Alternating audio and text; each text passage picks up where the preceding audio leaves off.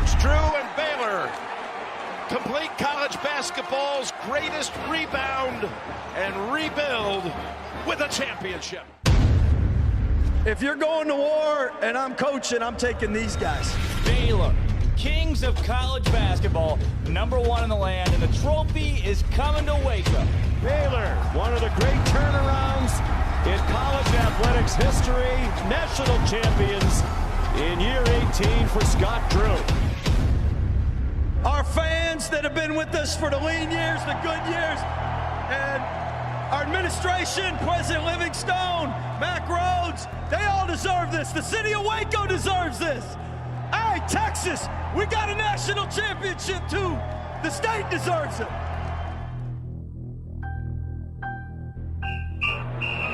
Did I stutter? He has time, launches it to the end zone. Touchdown! Terrence Williams!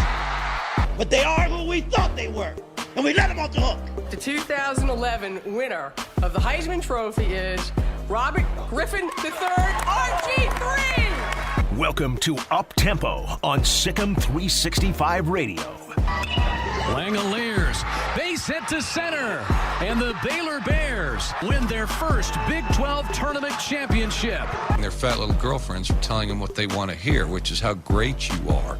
I'm a man. I'm 40. Call us on the Impact Health Labs caller line at 254-339-1122. Hello? You play to win the game. Yep, just ready for OU. You can't handle the truth. Here's Drake Toll.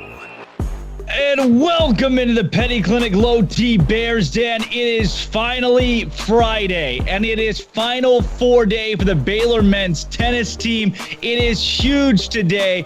Baylor tennis taking on Tennessee with a national championship on the line. I'm Drake Toll alongside J.D. PicKell. We got Andrew Robertson and Jack McKenzie. Today, J.D., is the day Baylor men's tennis punching its ticket to move on.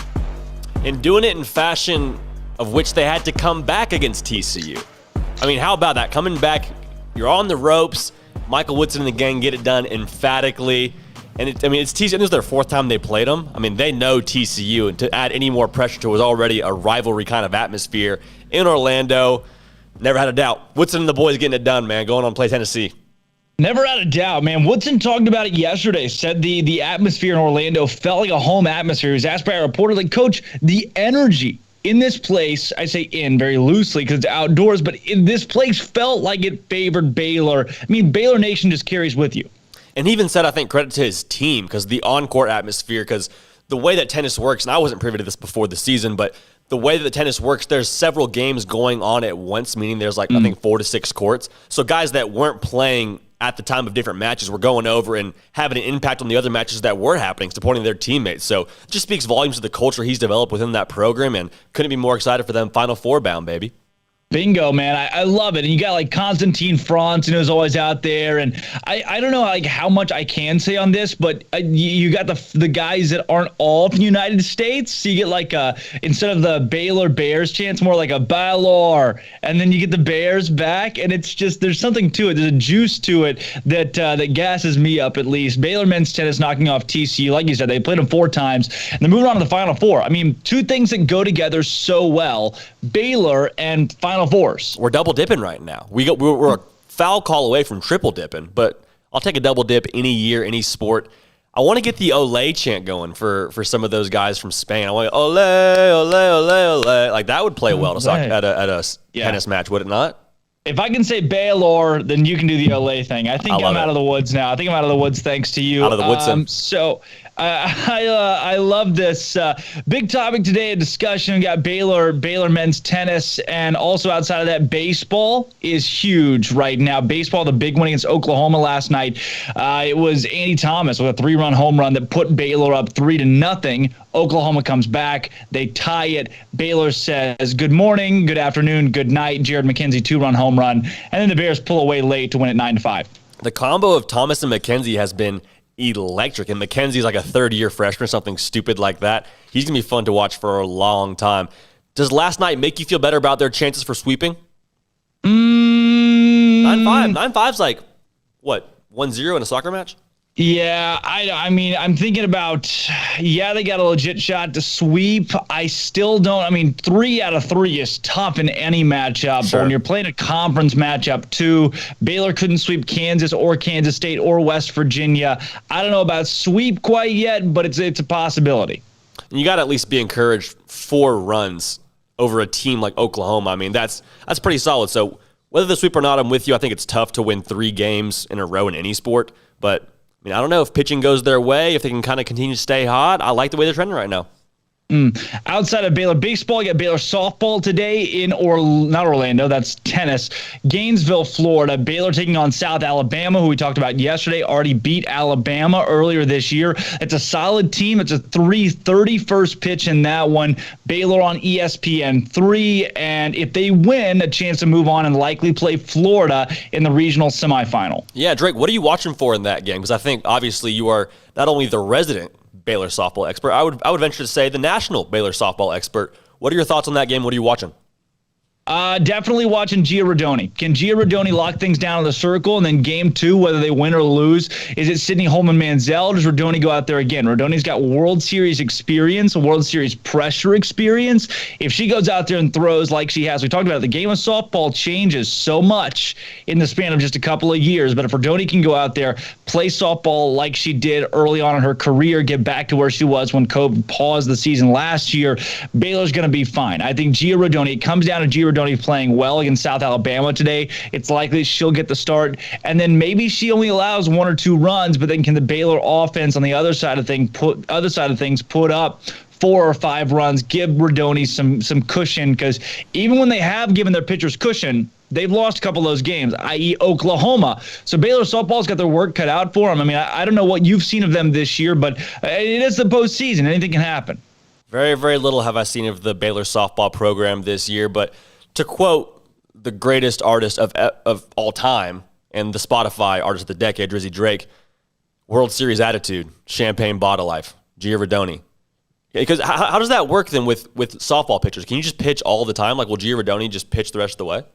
Yeah, she pitches morning, noon, and night. I mean, you can just kind of pitch, and then when you don't want to pitch anymore, you still pretty much have to pitch a lot of the time. Okay. Most of these teams have 1, maybe 2 pitchers that go out there and throw. And Rodoni is your ace. You've got Sydney Holman-Manziel right behind her, who throws at around 72 miles an hour, which is a really good speed for softball. And that's going to bode well postseason-wise when you have that kind of tandem. If Holman-Manziel can keep it in the zone, she's going to be solid. But, hey, I mean, again, anything can happen. Anything can happen, especially when it comes to playoff. I was going to say playoff baseball, playoff sports, playoff softball. It's the playoffs, man. Anything can happen. You got to think they'll probably handle a team like South Alabama, though, right? I would assume that the margin won't be super close for comfort. Oh, I don't know, man. South Alabama's solid. They already knocked off Alabama this year. They've got a really good team. We'll talk to Dan Ingham, the voice of the Baylor softball team, later on in the show. We got Spencer Furman joining as well today. He joins coming off the Final Four victory yesterday, off the Elite Eight victory to send Baylor men's tennis to the Final Four.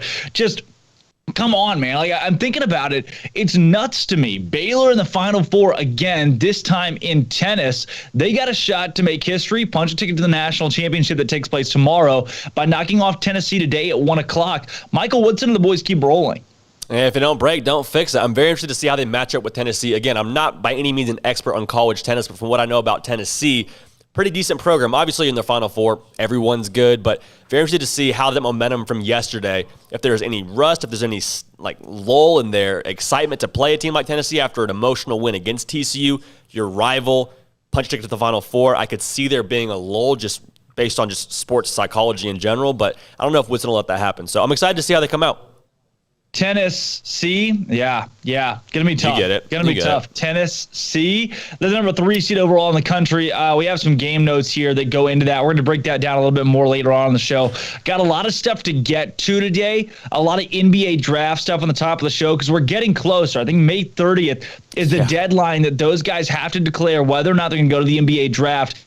And one of the topics that I'm still processing is Jared Butler and Matthew Mayer. I think it is more surprising to me that Matthew Mayer has not announced that he's coming back to Baylor, but it is almost equally surprising that Jared Butler has yet to make a decision or even declare for testing the waters of the NBA draft. And you would think they'd probably both have their draft grades back at this point. Like for Matthew Mayer, you probably know where you're going to go. I don't know that there's a lot of other grades coming out at this point.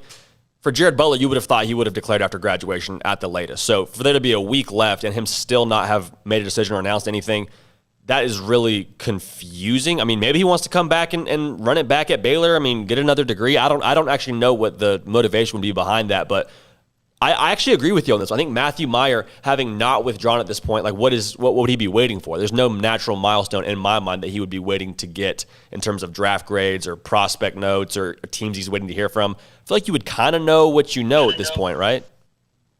You would think so. One would only assume so with the way that the offseason pans out. Most of your guys typically declare for the NBA draft pretty quickly right away to get their name out there, to have the scouts work them out, take NBA physicals, be able to get into shape and ready for pro basketball. Learn what they need to do to adjust if they're planning on coming back. I mean, if you're Jared Butler and you plan on coming back, but you're in a situation right now where Butler hasn't made a decision and Matthew Mayer is still leaving everybody else out to dry to see what he's going to do. Before we get, I got to disagree with y'all on Matthew Mayer. I don't think it's that weird. I've followed Purdue because my parents went there. They've had guys over the years. They wait until that last day. They want to get used to being around the NBA people to really get a good feel for them, develop relationships with them. And once you take your name out of that, they don't have time for you. They've got to make sure they're doing their best for their professional team. So honestly, I'm not as concerned, I guess, as you guys are that Matt Mayer is still declared for the draft and he's not come back yet. Interesting. I mean, I would think do NBA teams not still know like, hey, this kid's probably not going pro? I mean, do they not have access to him after he withdraws his name, or how does that work? I'm not entirely sure on that, but what I do know is that it really serves a good purpose for them to get used to being like, this is what I have to do. These are the relationships I have to have, and to kind of bluff your way into making teams start developing that relationship to a deeper level because they think, oh, wait, maybe he is going to come out right now. Interesting. So they take you more seriously as a prospect the longer that you keep your name in. Is kind of the thought. Not necessarily your candidacy. They take your candidacy more seriously. Interesting. So. Okay, interesting. I could see that too, Jack. I'm going to disagree with you, but I see that too. Sounds good. Let's, before we get too deep into that conversation, let's go ahead and hit here T-Rex. T-Rex is live in Orlando. T-Rex, what's going on, man? It's sunny Florida for you today. Hey, guys. Caught me at the perfect time. My hotel shuttle finally showed up. So, I just landed in Orlando. Ready for some tennis. Appreciate it. Thank you. Never been to Orlando. Also never been to a tennis Final Four, so or any playoff match for that purpose. But, I figure, hey, man, I was at the Final Four in Indianapolis. I was at the Final Four for acrobatic and tumbling. Why not be at the Final Four for the tennis match? I've been following them all year. Why not? Made the decision last night. Then the wife jumped on the decision. I'm going to catch some Universal Studios, but let's get some tennis first. How y'all doing today? Jeez. Hey, T-Rex, take me through really what your last 24 hours have looked like, because I know, Baylor didn't clinch this until about 5 o'clock local time yesterday, and then next thing you know, you're on a plane, and now you're in Orlando, Florida. Well, 24 hours ago, I was probably passed out still in bed, not doing something I was supposed to be doing. But, yeah, man, I mean, after we won that doubles point, I was feeling good, and then I think after Spin did, what Sven does. I have a kind of a love-hate relationship with him because he loves to take things to the third set. But he did great yesterday. After I saw that and the way we were playing, I was like, man, it'd be really cool to go to the Final Four. I thought maybe just now, stuff like that. Kind of same thought process with basketball, but I was all. Oh, cutting it out a little bit, T-Rex. Price of the flights, sir. Did that. Then the wife wanted to go. Disneyland or Disney World was sold out Sunday, so we're going to come back Sunday night. So kind of making the best of the trip, but don't leave me. This trip is not for Universal Studios. This trip is for Baylor tennis. Interesting. Hey, T-Rex, you kind of cut in and out a little bit there. Basically got the gist of it's a good trip. Wife wanted to go to Disneyland or Disney World, I guess, in Orlando. So you went to Disney World, or Disney World was sold out, I think you said? Yeah, Disney World sold out this weekend, I guess. So we're going to go to Universal, but this trip, don't have any doubt about it. This trip is about winning a national title in tennis. It's, Orlando Studios, or Universal Studios, that's just a secondary objective. Business trip. What's your confidence level like between this Final Four and the Final Four that you went to in Indy? They're completely different sports. I honestly think that tennis is a lot more stressful. But I have good confidence. I mean, the last time the Volunteers did any kind of battle in Texas, was down in San Antonio at Alamo, and they didn't fare too well. So I remember that. Might as well, just run that back. Remember the Alamo? Yep, Tennessee, UTSA. Never forget it. Really big matchup right there the UTSA took. That was huge. T-Rex, Orlando, Florida, Baylor men's tennis. You got Tennessee today coming up at 2 o'clock local time for you, 1 o'clock our local time. Obviously a big one, but I heard Coach Woodson and a couple of reporters yesterday talk about the Baylor atmosphere that is already in Orlando. What is the deal? Like, I come from a state where no one really cares about tennis, and there's a whole caravan of Baylor people that are in Orlando right now to watch Baylor men's tennis. Well, I think that some of that goes back. I mean, I won't know until I get there who these people are. I know our team, the players that aren't on the courts, they're super loud, and they spread their voices out across the court. So I know, some of that energy is probably coming from them. But I know, at least one of the players' girlfriends made the trip, a former player, Jimmy Benedict, he definitely made the trip. Guys that are loud, and then just there's probably some local people, and there's probably just some avid tennis people that just happen to also be Baylor fans. But who knows, right? We'll find out when I get there. But I think that a lot of people, looking back, 2004, we didn't have anything but tennis, right? So, the early 2000s, tennis is all we had. Well, that's our first national title in anything. So I think, tennis is it may not be technically an American sport, but, those people run deep, and usually tennis players' pockets run deep. So those people coming to Orlando, they got the money. Hey, you play the game in America, it's an American sport. I'm signing off on that. Hey, well, okay, let's play some rugby then. I don't think that's how that works. T-Rex, Bear Games question of the day today. If you're in the huddle for Baylor men's tennis, giving them a pep talk, what does your pep talk sound like? Well, it's funny you asked that because I actually did that twice last year. Season opener, I did that for the team, actually, and then another game. You know what? I brought the hat. Last time I had the hat from, our previous national title, from the women's title the year before. And I wore that in the huddle, and I brought the men's hat from Indy this year. So I'll put that hat on, and I'll let them know, I'll look them straight in the eyes and ask them, do you want one of these? Your ring fingers look empty. Do you want something on there? Go out and show me how bad you want it.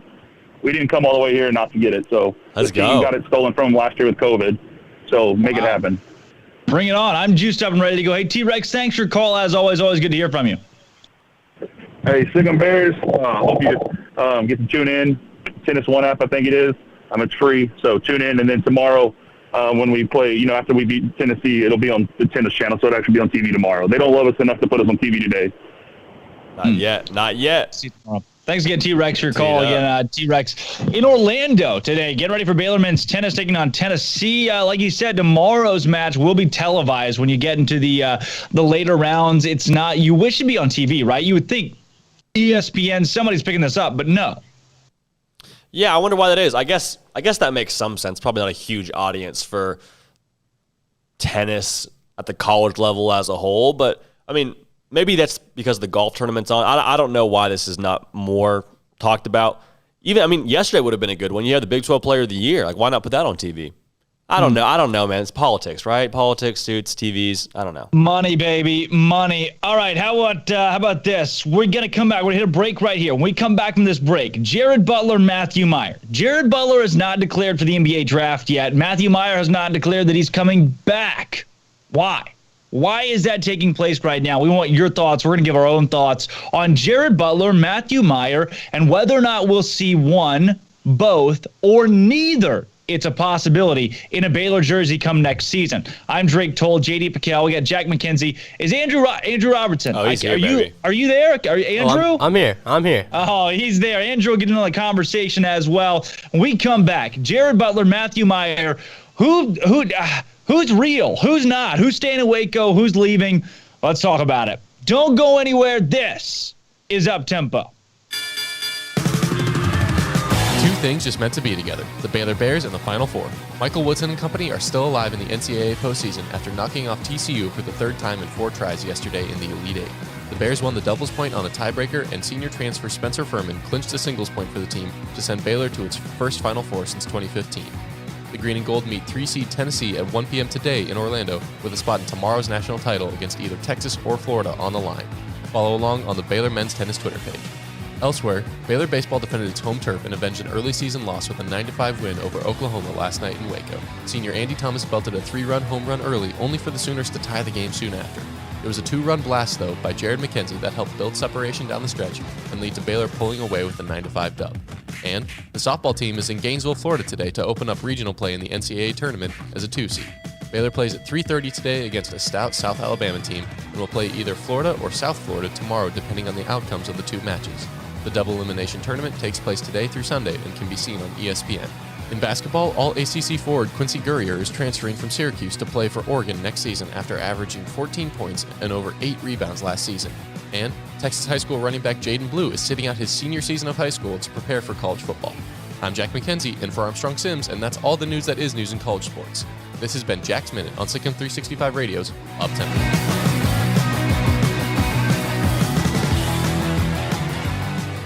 At Baylor University, students find their place to shine. They're faithful friends and inspirational leaders. They're championship teammates and independent thinkers. They're on the cutting edge of high tech and in the halls of history. If you want to make the world a brighter place, you can. And if you want to shine in your own way, you can. The spark you need is already inside you. Bring it to Baylor, where lights shine bright.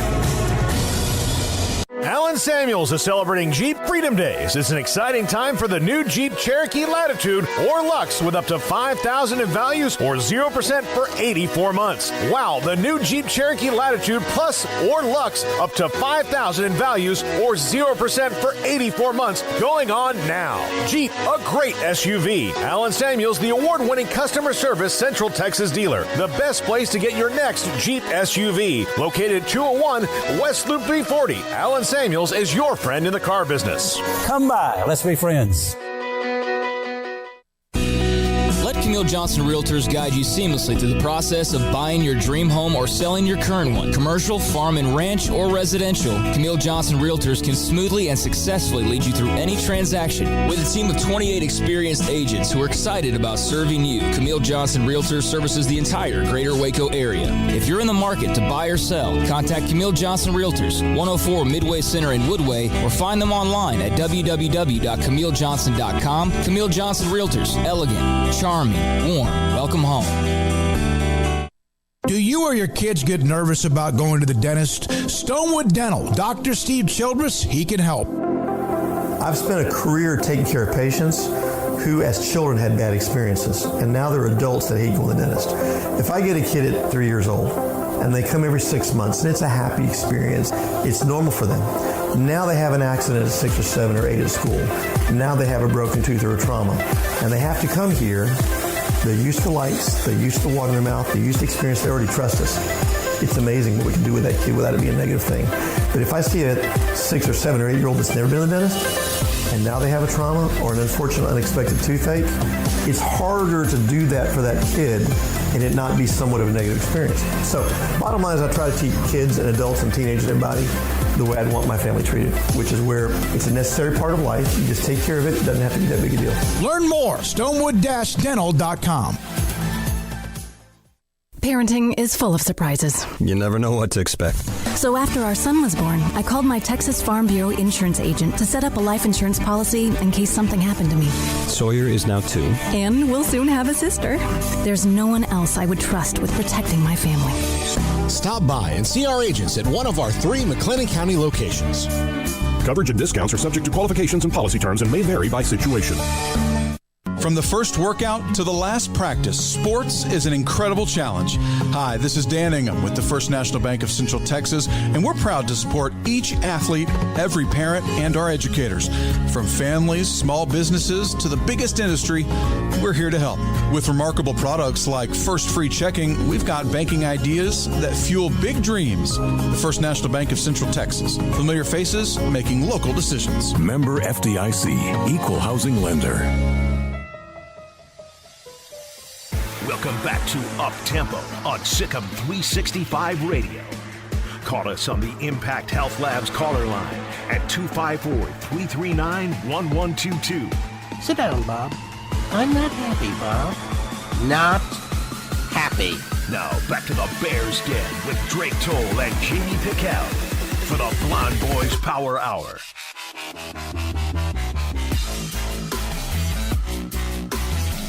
Check. Dang it. Yeah, it's not working, is it? I thought today was the day. I can't hear it. I thought today was the day. I thought so. Oh my goodness. Hey, well, how about it? Welcome back into the Petty Clinic Low T Bears Den today. Happy Friday, everybody. Finally Friday.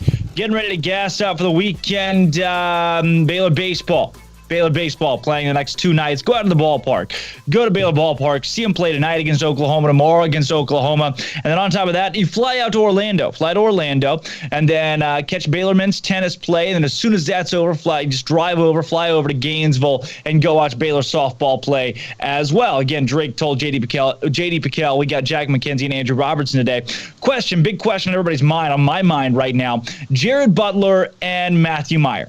I want to start with Butler. We can kind of go back and forth on the both of them, but most of the time you hear guys declare for the NBA draft right there around the time their season ends. So maybe if a team loses out in the round of 32, guy gives it 2 or 3 days, say goodbye to his teammates, talk it over with his coaches, then he's going to declare for the NBA draft. It's pretty typical that guys, as soon as their season's over, bow out and make their decision quickly. Now, it's not atypical to have a guy wait a little bit, hear some noise, see what kind of roster turnover is going to happen with his school, maybe talk to his coaches, think, okay, if I want to transfer portal, weigh some options, take a few weeks to do it, right?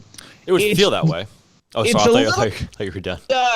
It's a little bit different to have a guy that waits till after graduation. Most of those are pretty late. Why would you not declare now, start the process where you can get to know a lot of the NBA scouts better, do some workouts, go through some pro. I mean, once you declare and say, I'm going pro, I'm signing an agent, it's free reign. You can do whatever you want at that point. You can sell your likeness. You can go do workouts. You can sign a contract with Puma or Adidas. Or at that point, in my opinion, I would do that as soon as possible if I've got that kind of projection. So Jared Butler is a first-round draft pick projection, around that 24 to 28 range in most of the mock drafts that I've seen coming after March Madness. But we are now within a week and a half. It's May 30th is the deadline to declare for the NBA draft and officially put your name in. And it's been crickets from Jared Butler. And it's strange because he declared for the draft a year ago, like pretty easily. Like it was a concern last year, like, hey, he might actually go this past year. And so for him to not have declared yet, and there's a week and a half to a week left before he can actually make a declaration to go pro, like this is very confusing to me because it seems like his mind was almost made up to leave a year ago, is what it felt like. That's what he had communicated to everybody in the public. So to not have a declaration of going pro feels very, very odd to me. The Matthew Mayer thing, I think, makes more sense when Jack talks about it and saying, hey, you just want to be around these guys as long as possible. I think that makes some sense. My pushback would be, well, how much are you going to gain with one more week? You know, I think my thought is like you probably have gotten what you need to get done before that one. And at a certain point, too, are you losing credibility with staying in too long and then pulling out at the last seconds? Like, okay, well, this guy's kind of flaky. He led us on. Maybe you damaged some relationships by staying in too long. So there's a lot of pieces about this that don't really make sense to me. I don't pretend to be super privy to the way the NBA draft works, and I'm sure there's different agents that recommend different things, but I think that there's probably a degree of playing with fire here for both these prospects, because for Jared Butler, on his end, if you declare too late, I mean, I don't know how much of his analysis from a season ago from scouts carries over. I'm sure a good bit of it does, but do you not hurt yourself by declaring too late? It's just all very interesting, a lot of pieces to me. You know what's really interesting to me is the last player that I can find to announce for the first time, to go from quiet to saying they were doing anything or going anywhere. This is the last major headline in college basketball. I'm sure a couple of guys probably have done it since then. You could argue Mac McClung, but I don't want to say Mac McClung already declared for the NBA draft effectively about a month ago. Came out and said, I'm either going to the NBA draft or I'm coming back to Texas Tech. He first entered the transfer portal, tested draft waters, then said, he said, I'm not going to test transfer portal. It's either draft or Tech. And then 3 days ago said, I'm going to go to, or 4 days ago said, I'm going to go to the NBA draft. I don't count that because he already declared that he was testing draft waters a month ago. The last one you can find here is Max Asmus from Oral Roberts, who tore it up at Oral Roberts this year, who said 10 days ago, after his team's surprising run in the NCAA tournament, that he would declare for the NBA draft, but keep his eligibility. So that's it was 10 days ago, the last time a major basketball player in college basketball said, I'm going to test the NBA draft water. So not only are we getting late in the process, we're so late in the process that it's now been a week and a half since the last time that any player that matters on the NBA draft scale has even uttered the words, I'm going pro. And that gives me that's how late we are. That gives me more confidence in the Matthew Mayer situation if Asmus announced like 10 days ago and still hasn't withdrawn his name. Because anytime a guy specifies, hey, I'm going pro, but I'm keeping my eligibility, I'm not getting an agent, it's kind of like, well, you're basically saying that you're not actually going pro. You're saying I'm going to go test the waters. If I get a high enough grade, maybe I'll go pro. But a lot of the guys that are saying I'm going to keep my eligibility, more often than not, it feels like come back to school. I don't know how much faith you guys put in mock drafts, but that's what I was doing for the last 10 minutes, was looking at all the mock drafts, seeing where people are going to fall. Jared Butler is in between 15 and 17 on every mock draft I've looked at. He's projected to go to the Golden State Warriors, which would be electric. I'd watch some of those games. For sure.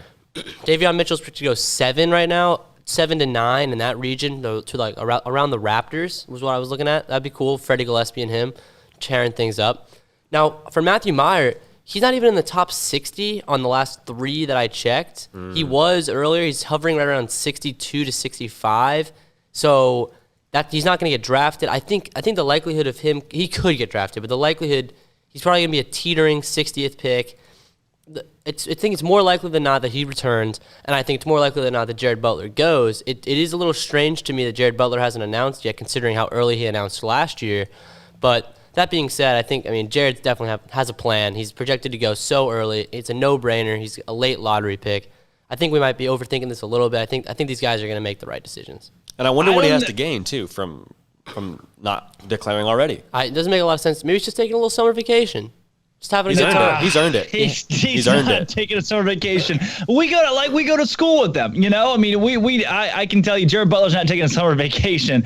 And you say he's got a plan. I don't know if this guy's got it all slotted out right now on what he's going to do. I've heard murmurs from friends and people that are around him, but there's yet to be anybody even on the inside. It's like, oh yeah, no, Jared Butler's gone. I've heard from a lot of analysts. Like we talked to Matthew Postseason on the show. This has been last week, not even this week, and he said, listen, you got to tell me what's going on with Jared Butler because everyone here is confused. Like the fact that he hasn't gone is confusing a lot of people because one could only expect that by this time of the year, graduation is over, the major keys and milestones are gone, Davion Mitchell is gone, Mark Vidal is gone, Maceo Teague, those guys all announced. Jared Butler announced really early last year. You can win, what if I look at this, you can win little to nothing by declaring a week and a half before the deadline. I mean, we're getting so close. Why would this be smart whatsoever to hold out? We're talking about it. You know, the media is talking about it. He's getting a lot of, what's Jared Butler going to do? Eyes on Jared Butler for national spotlight. What's he going to do? But he's not that guy. He's not that kind of guy. He's not that guy. But maybe. Maybe his agent. Maybe his agent is saying, hey, Jared, I doubt he'd bring anybody in his camp. But like, he doesn't have an agent. We're just exploring conspiracy theories at this point, right? Like, but he can't have an agent. Okay, so maybe someone in his camp. Would this be the highest projected mock draft player to not declare in history? Like it feels like it has to be close. That's a good question. It's got to be up there. 17 that's first round. You're getting paid. Like it makes no sense to me why it wouldn't go. What's going to try? What does he want to be, top 3? It's 17, top 3, whatever. It's kind of the same thing. I don't think you have a better season than you had this year. Like maybe you come back and you're the guy, but for all the accolades he got, he was probably robbed of Player of the Year. I doubt he wants to come back and win Player of the Year. I doubt that's like on his list of things to do outside of going to the NBA, right? He won a national championship. He can go drop play the with mic. Steph Curry at Golden State. That's where he's projected right now. How fun would that be? I think that's why we're all exploring these conspiracies too, is because a lot of this doesn't make sense. So when things don't make sense, you just kind of start grabbing at different details and going down those rabbit holes. Because I'm at a loss. If I'm Jared Butler, I declare right when the clock hits triple zeros. I declared yesterday. Correct. I'm gone. Absolutely. Yeah, and I think that there are a lot of benefits to declaring early, being able to get into this process as early as possible. Jack was talking about it. Meeting the scouts, getting familiar with the NBA game, and being around the game that you'll be a part of for hopefully years to come as an NBA professional player. If you're Jared Butler, I think, are you stifling yourself by not declaring earlier? I mean, again, I want to ask that question. I want to know if there's an answer there. To what benefit would it be to wait this long, aside from maybe some publicity that I know Jared Butler's not looking for? I could see maybe Matthew Mayer, but not Jared Butler, looking for publicity. Outside of that, is there any benefit to declaring 5 days before the deadline? Unless you just feel phenomenal about your draft grade from a year ago and everybody else that you're hearing from, like, hey, take your time, you have this draft grade, it's not going anywhere. Either way, I can't imagine that's the case. If you get such a great draft grade, you're probably like, great, okay, I'll take my money. I graduated. Like, so to answer your question, Drake, I don't think there is. I don't think you have anything to gain from declaring late. Now, I've never declared for the NBA draft, but I would imagine that's probably how it works. Yeah, this doesn't seem like a strategic move. It seems almost like, there's something there that's making him hold off. It's not, I know it's his choice in the end, but it's also, you wonder, like, is something out of his hands here? We could be missing a detail, a pivotal detail, some would say. Maybe he was considered for the women's basketball job. Did something pop up with the heart issue? Maybe he was up there. Maybe he was up there for the women's basketball job. Also, maybe it is a women's basketball job. Does he have, he's already tested the waters a bit. He declared last year, already has, an agent that he worked with, probably already knows a solid amount of the scouts. Is he maybe like, I already know all these guys, let me just chill out for a minute?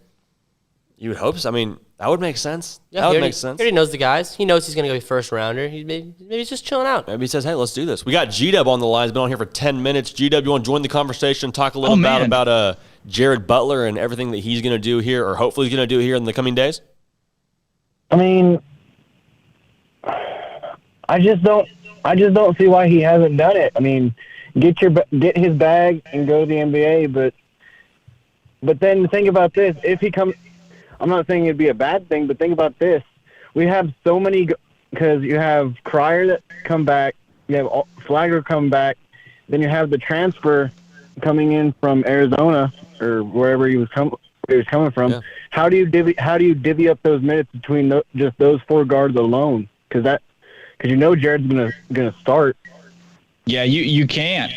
Yeah, that's a great point that you make right there, G-Dub, because you got so many. What is the thing about chefs and cooks in kitchens? Too many cooks in the kitchen. Too many cooks in the chef and the oven.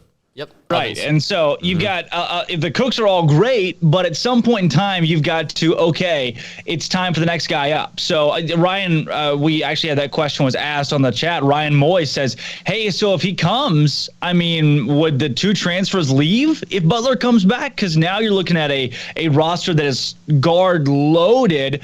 And I would argue almost two guard loaded. At that point, if you're James Akinjo, who I still think will start, but if you're Kendall Brown, Jeremy Sohan, these guys that want to play in maybe more of a guard role, now what do you do?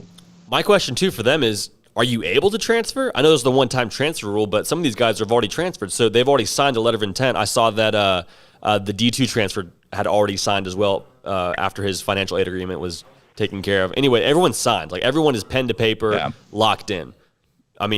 You'd have to think Baylor is signing these guards in, anticipation of Butler leaving. Like, that would make sense to me. So I don't know that they can get out of this now. So maybe you just have too many cooks in the kitchen for a season. But this whole thing really does feel very weird to me. Scholarship numbers too, man. There's a lot of X's and O's that would come back to Jared Butler coming back because Baylor has built a roster as if he will not return, but he's yet to make an announcement. Look, if I got to put my money on it right now, I think it's 50-50. At the end of the NCAA tournament, I would have told you that it's 20-80 or maybe worse. Like, he had an 80+% chance of declaring for the NBA draft. Yeah. But right now, as late as it is, as quiet as he's been, the fact that everybody else, the last major declaration was 10 days ago, makes me think there's something there, that there's a better chance than we've been giving it that Jared Butler does return. I don't think that saying that is out of line. I think saying that is realistic, that it is not impossible, that there is a decent chance that Jared Butler's in a Baylor jersey again next season for whatever reason. Maybe it's a culture standpoint. Maybe he wants to pull a Davion Mitchell and move to the top 10. I'll say it and I'll defend it. I think Jared Butler's got a real shot at coming back to Baylor. I will not be surprised if it happens. You can book it right now. It's 11:39 local time on Friday, May 21st. Jared Butler might come back, and if he does, don't be surprised. And then the other thing, the Sunday school, him being a Sunday school teacher, that's got to be on his mind too, leaving all those kids. Yeah, I don't know. Culture fit. I think that goes into the culture thing. I mean, you plug into a church, plug into a community. He's a big community guy. I think that's probably part of it. I don't know how big of a part of it is, but the fact that he's so immersed in the community, I think you got to add that kind of part in. I think there may be something there, G-Dub. Yeah. Hey, and then Jared Atkinson just announced he's leaving Baylor. Dang. J-Red. I wonder. So he's in transfer portal then, it sounds like. Just saw that, yeah. It sucks.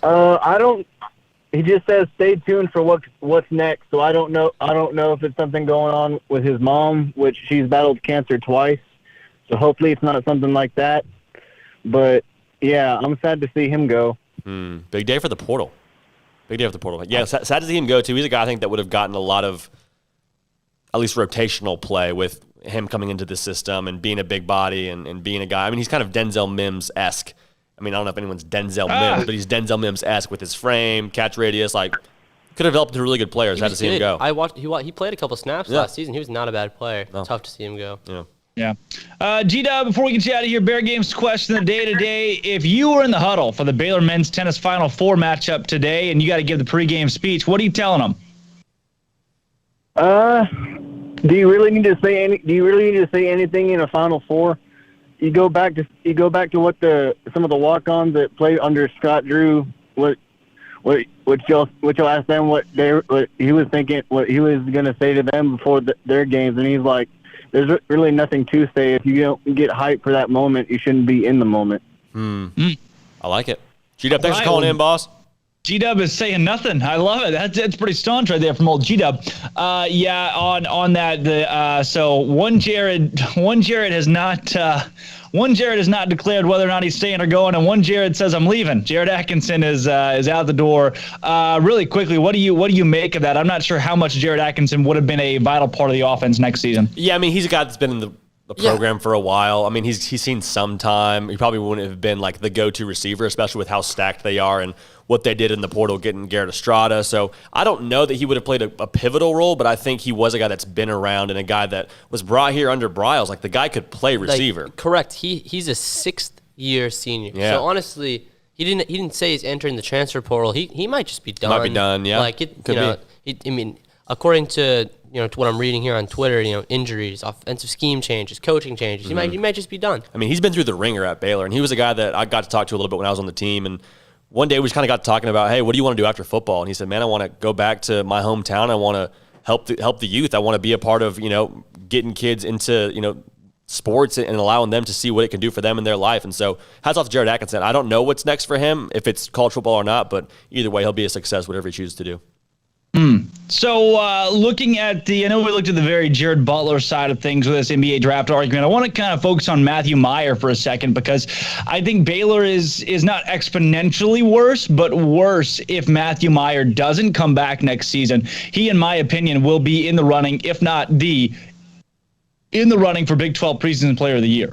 Oh, I completely agree. I mean, he comes back, he's your best player on your roster, probably. If not your best player, your best scorer. I think there's a lot of question marks with who's coming into this, program. But Matthew Mayer, what he brings you from a scoring perspective, he would have been elite. And I'm with you. I think he would have been, definitely in the conversation, if not the guy for Big 12 player preseason of the entire conference. I think if he comes back and has another great year with his frame and his shooting ability, like, he could be a top 3 pick in the NBA if he has a great season. Yeah, he has that kind of aspirations. He ceiling is so high.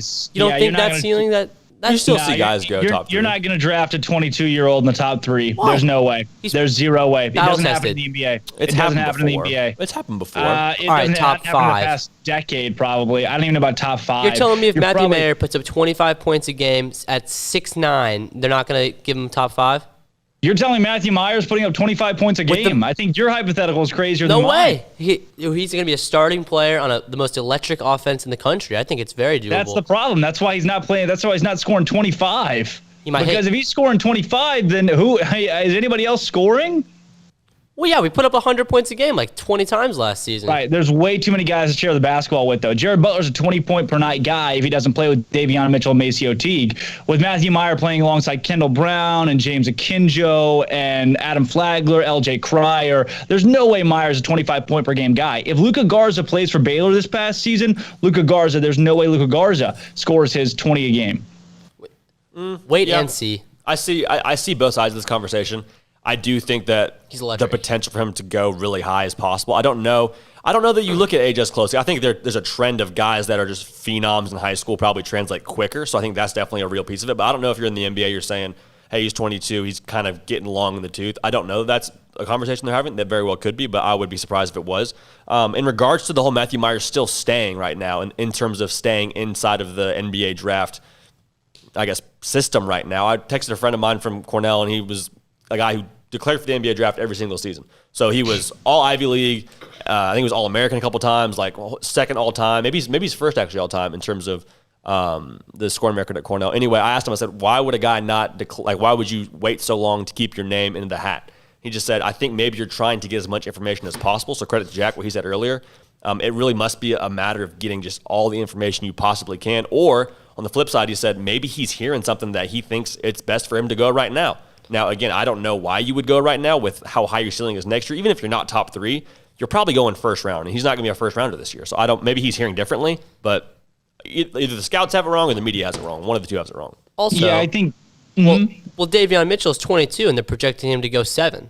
So yeah, it's typically you're going to get 7 to 10 range is where you get more of your older guys, but that top 5 spot is almost always solely limited to guys right out of first year, like Cade Cunningham or an overseas guy or a LaMelo kind of deal. You're not going to get hardly ever will you get someone over the age of 21 in the 22, 23 range to go in that top 3, because look at a lot of the NBA stars. There are some young stars like an Anthony Davis who was on the scene at 19. I mean, by the time he was 23, he was an NBA veteran. At that point, he's been in the league for 4 or 5 years. That's what they'd much rather have that in the NBA. And there are so many players that are that caliber, that young, that's where they'll go NBA-wise. But on that conversation, I think Matthew Mayer, I mean, maybe you're just holding out to get that information, but man, if he doesn't come back, I think Baylor's in a much tougher spot trying to replace Automatic. I mean, he's a walking bucket, for lack of a better term. Yeah, he's a walking bucket. I think it'll be interesting because he wasn't a starter a year ago. So in terms of production that you're trying to replace,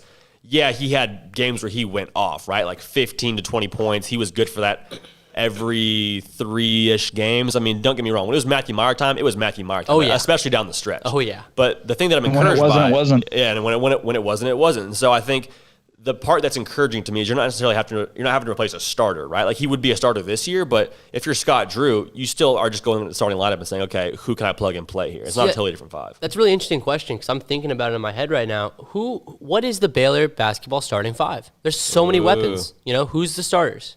Drake, what do you think? Give me a starting 5. I don't know. I mean, I love Akinjo into Flagler, Mayer, Kendall Brown, and then probably either Jonathan Chamochacho or Flo Thamba, I think is the automatic 5. Yeah, I think Bonner's got to be in there too somewhere. I think you go Bonner, Akinjo. I think Bonner's redshirting. I think you transfer to. I think you transfer Bonner's to go. Redshirting. I don't think you transfer to redshirt at a school like Baylor. Yeah, no. Division 2. Yeah, Division 2. Fairmont State. Where do you? He also had other Division I offers. He could have gone and played right away. I don't think he's going to Baylor to redshirt. I think he's trying to go to the league. Buddy's trying to get his buckets. He's going to the league. How do you not start John? How do you not start John and also Flo? How do you not start both of them? Yeah, they were electric. I don't see because Kendall Brown, Matthew Mayer, James Akinjo, and Adam Flagler are all starters. So, and just the same as Flo, a 6th man in Jonathan Chamochacho was going to be really solid for Baylor. And then also LJ Cryer. Yeah, but I mean, you can only have 5. Yeah. So flush You for don't have options. 5, sadly. It's a frustrating problem to have. But I'll tell you what, we're going to break right here. When we come back, got a little 2-minute drill? Little 2-minute drill. Little take 3, little 2-minute drill. It'll be a world of fun. I love it. Let's do it. Hey, I'm Drake Toll. We got J.D. PicKell, Andrew Roberts, and Jack McKenzie. When we come back, 2-minute drill, take 3, rounding out the top hour of your Friday. Don't go anywhere. This is Up Tempo. Two things just meant to be together, the Baylor Bears and the Final Four. Michael Woodson and company are still alive in the NCAA postseason after knocking off TCU for the third time in 4 tries yesterday in the Elite Eight. The Bears won the doubles point on a tiebreaker, and senior transfer Spencer Furman clinched a singles point for the team to send Baylor to its first Final Four since 2015. The Green and Gold meet 3-seed Tennessee at 1 p.m. today in Orlando with a spot in tomorrow's national title against either Texas or Florida on the line. Follow along on the Baylor men's tennis Twitter page. Elsewhere, Baylor baseball defended its home turf and avenged an early season loss with a 9-5 win over Oklahoma last night in Waco. Senior Andy Thomas belted a 3-run home run early, only for the Sooners to tie the game soon after. There was a 2-run blast, though, by Jared McKenzie that helped build separation down the stretch and lead to Baylor pulling away with a 9-5 dub. And the softball team is in Gainesville, Florida today to open up regional play in the NCAA tournament as a 2-seed. Baylor plays at 3:30 today against a stout South Alabama team and will play either Florida or South Florida tomorrow depending on the outcomes of the 2 matches. The double elimination tournament takes place today through Sunday and can be seen on ESPN. In basketball, All-ACC forward Quincy Gurrier is transferring from Syracuse to play for Oregon next season after averaging 14 points and over 8 rebounds last season. And Texas high school running back Jaden Blue is sitting out his senior season of high school to prepare for college football. I'm Jack McKenzie, in for Armstrong Sims, and that's all the news that is news in college sports. This has been Jack's Minute on SicEm365 Radio's Up Tempo.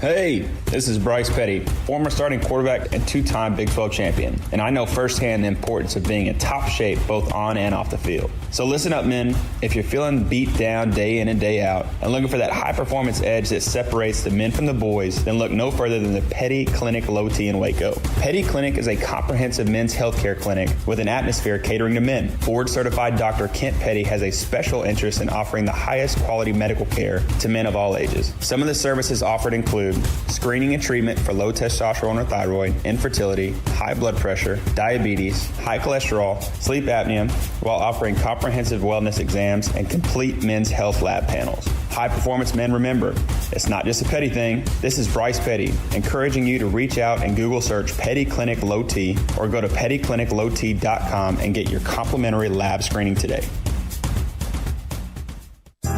Riverbend Liquor and Wine has their easy-to-access drive-thru open and convenient and clean in-store location on the corner of Lakeshore Drive and North 19th Street in Waco. Riverbend Liquor has the best and most extensive variety of craft beer selections in Waco, and Balcones whiskey, including single malt, pot still, baby blue, rye, brimstone, and the all-new lineage in stock. Riverbend Liquor and Wine, family-owned and operated, and a hidden gem in Waco on Lakeshore Drive at 19th Street. And find out more on Facebook and Instagram. How did Edward Jones become one of the biggest financial service companies in the world? By not acting that way. Financial strategies, one-on-one advice, it's a big difference. And that's why Brad Wilson, your Edward Jones financial advisor, makes sense of investing. Experience the difference for yourself. Brad Wilson, 250 Sharon Drive in Woodway, 254-776-4337. Edward Jones, member SIPC. Stepping into the boots of a U.S. Army officer can add confidence and leadership skills to your son or daughter's career path. See all the things they can achieve in our boots at GoArmy.com. U.S. Army Waco Recruiting Company, 254-598-8131 or 254-776-1543. At Ideal MRI, we feel blessed to be part of the Waco community. We're a small family business here in Central Texas. At times like this, the cost of healthcare has never been more important. And unfortunately, significant illnesses and injuries still occur. And that's why Ideal MRI is open and here to serve you through this difficult time. So if you need an MRI, ask your doctor about Ideal MRI. You can schedule online in minutes at idealmri.com or call 833-IDEAL-MRI.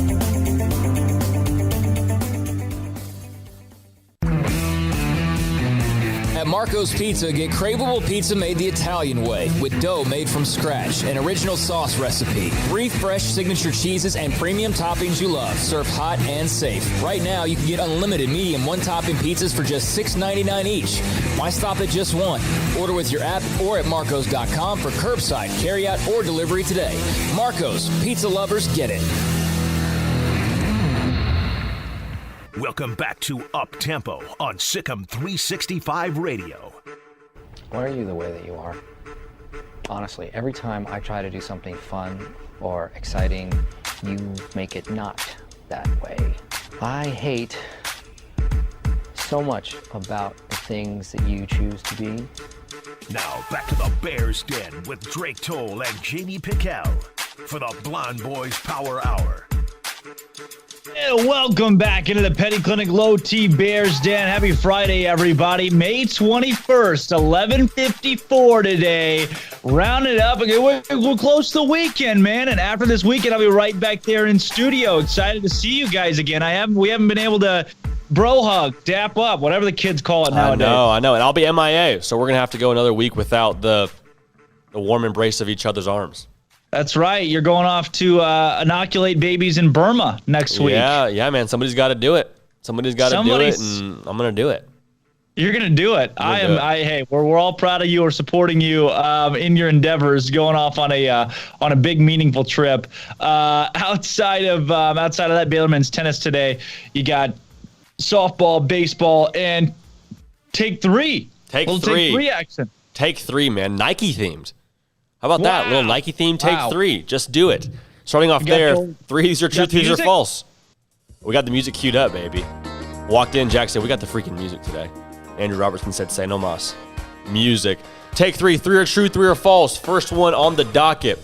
The phrase, just do it, was inspired by a serial killer's last words. Gary Gilmore said, let's do it. And then Nike ran with it and said, yeah, we'll do that and say, just do it instead. True or false? False. False? Wait, we answer now. Mm-hmm. I feel like that's so specific that it has to be true. It's just too Rob specific. says true. So I'm gonna zig. I'm gonna go. Give me true. We got 2 trues and a false. Nike takes up 62% of the athletic shoe market. True or false? True. True. False. Got a false. First pair of Nikes were made using a waffle iron. True or false? True. True? True. True? I think I'm going to agree. True. We got 3 trues across the board. Michael Jordan was Nike's first athlete they signed to a lucrative marketing deal full-time. False. False. False. Yeah, false seems right. False across the board. Kobe Bryant has more signature shoes with Nike than any other athlete, 4 of which were released after his passing. True or false? False. False. 100% false. We got 2 falses. We got Drake. Are you true? I'm gonna have to go false now that I'm looking at the numbers. I'm gonna go for false. What numbers are you looking at? Yeah. What spreadsheets you got? You don't get to look at numbers. No, it's the you have 3 trues and 3 falses. So I'm talking about. You sly dog. Last one for the good old Take 3. Phil Knight, the founder of Nike, decided to start the business when his original venture into formal wear tanked. True or false? I have to go true, but I also want to go true. I really don't know where I'm at. I think I'm just going to go true because that sounds right. True it is. Drizzy, what you got for us? I'm going to go false, and it's going to bury me because that is true. You know what? You're actually going to be in for a good... Oh, come on. Don't tell me. That was false. I couldn't resist. That was false. That was false. Just do it. Inspired by the serial killer's last words, Gary Gilmore, let's do it, before they turned on the electric chair. That was true. Oh, I'm saying. Pretty dark, but according to the internet, that's true. I'm already down too. Nike takes up 62% of the athletic shoe market. Surprising, but true. Really? Nice. Wild. Michael Jordan made that up. Don't think that's true. Nice. I would have to do more research to see who it actually is, but pretty sure that's false. Kobe Bryant, more shoes than any other athlete, 4 of which were released after his passing. That's false. Yes. I made that up. I made that up. That would be a great marketing ploy, though, by Nike. They should do that, and I would buy all 4 of those shoes. That's it. I think, Drake, I think you took that one, Drizzy. I don't know. Weep, 6 for 6, baby. Sign it, dot it. There it is. There it is. Let's roll in a 2-minute drill. We got Dan Ingham coming up at 12:05. Drill. Drake, you're going to like this. In honor of you being in the great state of Arkansas, this is an Arkansas-themed 2-minute drill. I did. Me and Google teamed up. We said, hey, let's do this thing. How many national championships, team national championships, does the University of Arkansas have? This is all sports. 48. Drake says 48. I'm going to go with 62. 62? That's so hot. I was going to go like 25, but I'm now going to go 40. 40. There it is. That one football one. What sport for the University of Arkansas has won the most national titles? You guys all go first. Baseball. You got baseball? Good answer. I'm going to go something abstract. Track and field. Track and field? I'm also going to say track and field. What should be like gymnastics or something? Okay. How many? How many of these track and field programs have? 11. 11? 46. What? No, 44. 44. Okie doke. These are national championships, not SEC championships, right? Yeah. Let's hit us with it. How many people live in the state of Arkansas? 2.9. 4 people. 1.8 million. 1.8 million? Nope, just 2.9. Not even million. It's physical bodies. Kind of like 4. I'm going to go 2 million only? No. I don't know, man. I'm going to go like 20 million. 20 million. All right, rock and roll. How many presidents are from the state of Arkansas? Bonus, if you can name them. Drake knows this. This is... Well, there's... Or him, or none of them. There's the one that's very obvious. Okay, then you guys all say it. I got to go last on this one. I'm going to go with 1 because I only know 1. Okay. I'm going to go with 2 because Jack knows at least 1. Okay. What is the name, Jack? Clinton. Yeah, Bill Clinton in 1. Okay. That's the obvious one. Average attendance for an Arkansas football game in 2019. 11 people. Wait, in what year? They were pretty bad for a while. In 2019. So this was the last time that they had full capacity.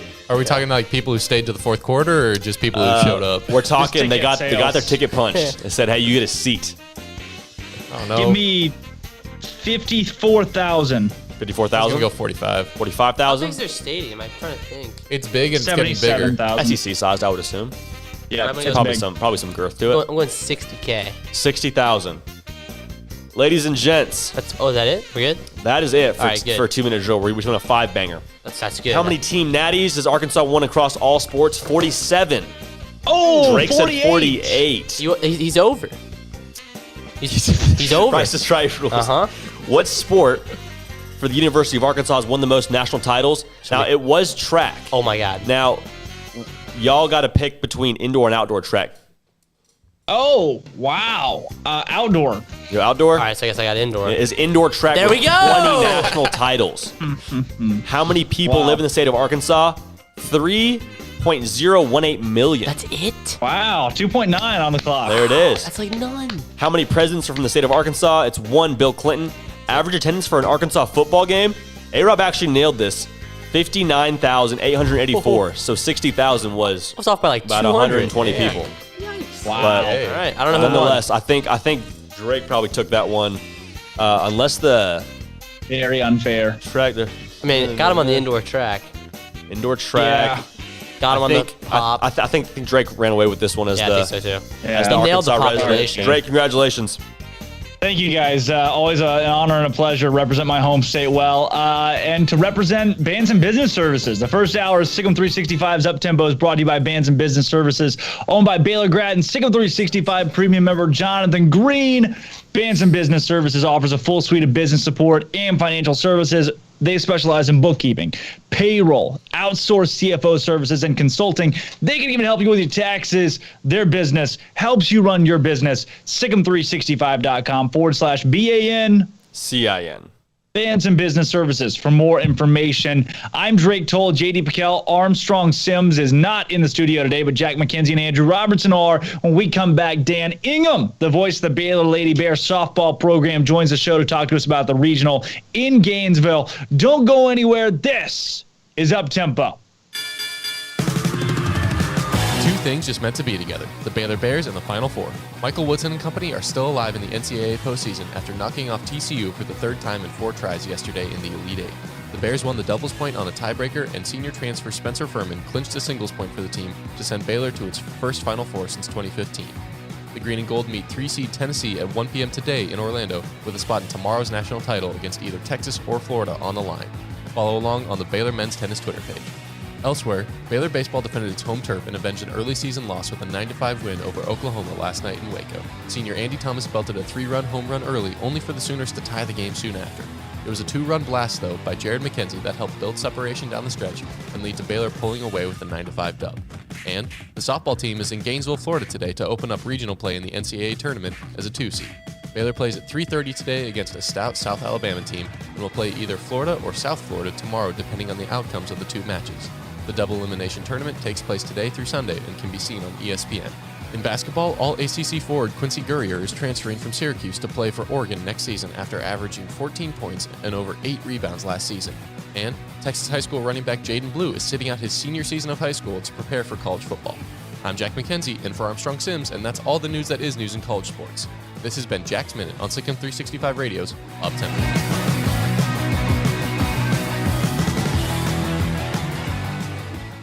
Y'all listen up. Let me tell you something about group meals from Rudy's Barbecue. It's got all you need for all the folks you gotta feed, smoked meat, sides, and more. There's everything down to the tablecloth, just like the one that you see at the store. At a bridal shower, it's better than flowers. In a long business meeting, it'll pass the hours. It'll feed all the cousins at a family function. It's better than potluck at a church luncheon. Next time you need to feed 10 or more, call and order a Rudy's group meal. Next in line. Pay over qualified buyer with 4,000 down at 2.9%. TTL extra. See deal for details. Travel is back, and so are the savings at the Memorial Day Savings Event at Richard Carr. Save $5,900 on 2021 Buick Encore. Drive off in the affordable luxury of a Buick Encore for as little as $258 a month. Or vacation in the spacious comfort of a 3-row Buick Enclave and save $8,500. 100% credit approval is always our goal. It's the Memorial Day Savings Event going on now at Richard Carr. At Richard Carr, we give you more. Southwest Sports Medicine and Orthopedics, the team physician of Baylor Athletics. Our doctors specialize in the diagnosis and treatment of any and all sports-related injuries. Celebrating over a decade of service in Central Texas, our doctors are equipped to handle a wide range of issues, whether it's your foot or ankle, orthopedic spine care, your hand or wrist, knee and shoulder pain, or if you're in need of our arthritis or total joint clinic. Come see us at the new Baylor Scott and White Ted and Sue Getterman Sports and Orthopedic Center. Trust the doctors at Baylor Trust, Southwest Sports Medicine and Orthopedics. Our goal is to get you back in the game. In the market for a quality metal building? Since 1943, Pioneer Steel and Pipe has helped Central Texas residential and commercial customers with metal building design, panel options, building components, and trim options. Pioneer Steel and Pipe's residential line is energy efficient, offers low maintenance, reduces insurance payments, is impact resistant, and carries up to a 45-year limited warranty. In addition, they can also help you find a metal building contractor for your project. Pioneer Steel and Pipe with locations in Waco and Bryan and at pioneersboys.com.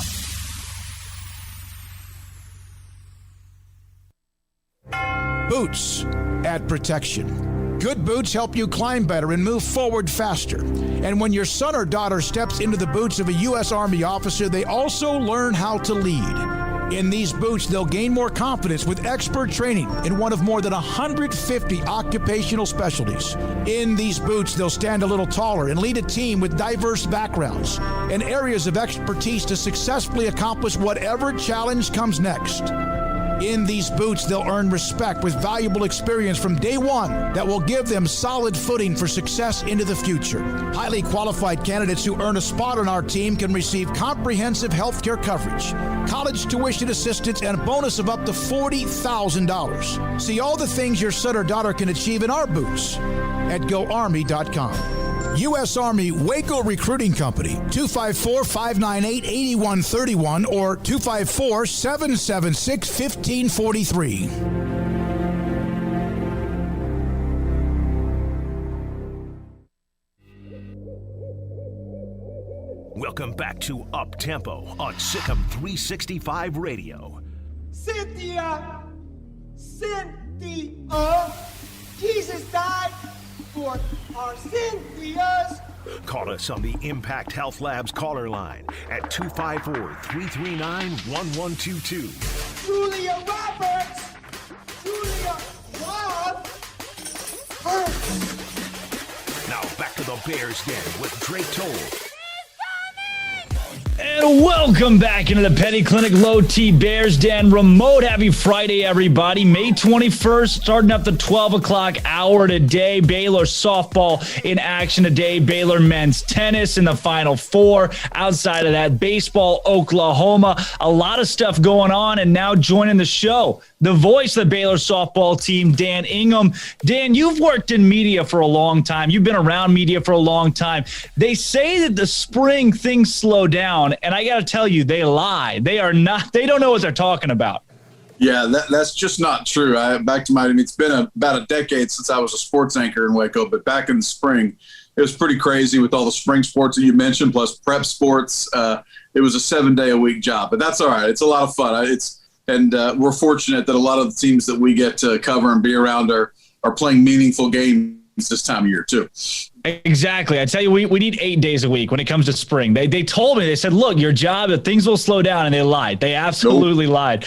But, Dan, going into the postseason here for Baylor softball, I want to start with really the selection show, because at that point, Coach Moore and the girls, they all get together in the same room, ready to know where they'll end up or if they'll end up. I mean, Dan, this was a question of whether or not Baylor softball would even make the postseason at one point. Yeah, because there was no guarantee. I mean, if you went straight off of RPI, this team was going to make it. And it turns out they did. But they also ended the season on a losing streak, not playing their best ball, not hitting the ball as well as they had. So the truth is, it was not a lot. Glenn felt good about it. I felt good about it. And a lot of folks did. But until you hear your name called, it's not guaranteed. And again, if you go off of RPI, this team was certainly going to make it. But, you always wonder if they're looking at other factors. But this committee, it sure looks like they went off of RPI. That certainly was one of the biggest freaking things they were looking at, and gave us a 2 seed. Dan, when you're looking at, and I'm just realizing off the air that I've got San Francisco in my background. I was going to ask you about that. I've got the ugly hotel curtains. You've got, the Golden Gate Bridge there. I know my camera wasn't working, and now it is, and it's just Golden Gate. I guess we've had to learn how to adjust to Zoom here in the last year. But Dan, for Baylor softball going to Gainesville, being in the Florida Regional, I know Coach Walton and Coach Moore know each other really, really well. And these are two programs that are familiar with one another. Did the NCAA committee get it right in sending Baylor to Gainesville? Yeah, I mean, giving us a 2 seed, it's hard to complain. Now, it's a stacked regional. Every single team in America is going to say their regional stacked, but this is a stacked regional. I mean, you've got a 4 seed in South Florida who played in the World Series in the last decade. I mean, so it's not like they're your 4 seed that you could just chalk up a W against them. So all 4 teams are capable of winning games here. And that's, I'd say the NCAA got it right, and it's going to be a lot of fun for fans. Dan, Coach Moore talked about it. I mean, he said every year he guesses kind of where his team will end up. This year, he really thought they'd be in Baton Rouge. He also said he's never gotten it right. He always throws out towns or regionals, and that not once he's picked it correctly. This year, hoping maybe for Baton Rouge, familiar stomping grounds for him, landing in Gainesville. Was there another location that you were prepared to go to, or does this seem reasonable? Yeah, I mean, you just never know. You just know that they do try and keep you, if they can, they like to send teams where they can bust you and save a little money and not do the flights and keep it a little more regional. But sometimes it doesn't work out that way. So I thought there was a chance we might go to Fayetteville. I thought there was a chance we might go to Baton Rouge. But the truth is we're a 2 seed in Florida, and it worked out okay. Made for a kind of a longer travel day on Wednesday, but that's all right. Dan, looking across the way today with South Alabama and what Baylor has cut out for them, most folks are looking at it and you see a team out of the Sun Belt, you're like, all right, come on. I mean, round one's going to be a cakewalk. It's a breeze. We go right through it. But then if you know the game of softball, you look at it a little bit differently. When you see South Alabama, what do you see? Well, I see they're from a conference that sent 4 teams to the big dance. That's all you need to know. I mean, They're in a loaded league. Texas State in that league, Louisiana in that league, Troy. These are all teams that are playing the NCAA tournament. They've got a young pitching pitcher, a freshman, Olivia Lackey. She may pitch every single inning for them this weekend. She's that good, and I think she has over 170 innings pitched. The next closest is around 50 or 60, I want to say. So Olivia Lackey, I got a freshman pitcher who's really good, has a great rise ball, is going to be a challenge for every team they go against. So, yeah, I don't think – and I can promise you no one on this team is taking them lightly because they know the quality of softball in that league. Yes, maybe folks, like you said, who don't follow as closely think, they're from the Sun Belt. But no, Sun Belt is sending 4 teams to the dance. That's all you need to know about that conference. Dan, going into the South Alabama game, I mean, the same South Alabama team that beat Alabama earlier this year. I mean, we talk about how good they are, how good their conference is. Baylor, on the other hand, is not playing their best softball right now. Going into the Big 12 tournament, you have the Texas series where they weren't able to put up a run at home and on the road. I mean, just the injuries, the fatigue seem like caught up to them a little bit. What is your assessment of really the last 2 weeks for the Lady Bears? Well, the Texas series, all right, you can chalk it up to just playing a better team. Now, the fact that you couldn't get any offense going, that's still disappointing. And then in Oklahoma City, losing to a great OU team, that Texas Tech one is the one you wish you could have back. Though Texas Tech played pretty well in that series. But, I think would you prefer to be going into the NCAA tournament red hot playing your best softball? Well, heck yeah. But the truth is you're not. But guess what? You're still here, and you got a chance to play in a regional and keep your season alive. So, I mean, you don't get the sense, I'm around this team quite a bit, you don't get the sense that they're, oh, man, we're really struggling right now. They're like, heck yeah, we get to go play in the NCAA tournament. But, of course, I mean, heck yeah, you'd much rather be red hot going into the tournament, but they're not, and it is what it is. And so you got to get rolling here and hope you can win 3 games this weekend.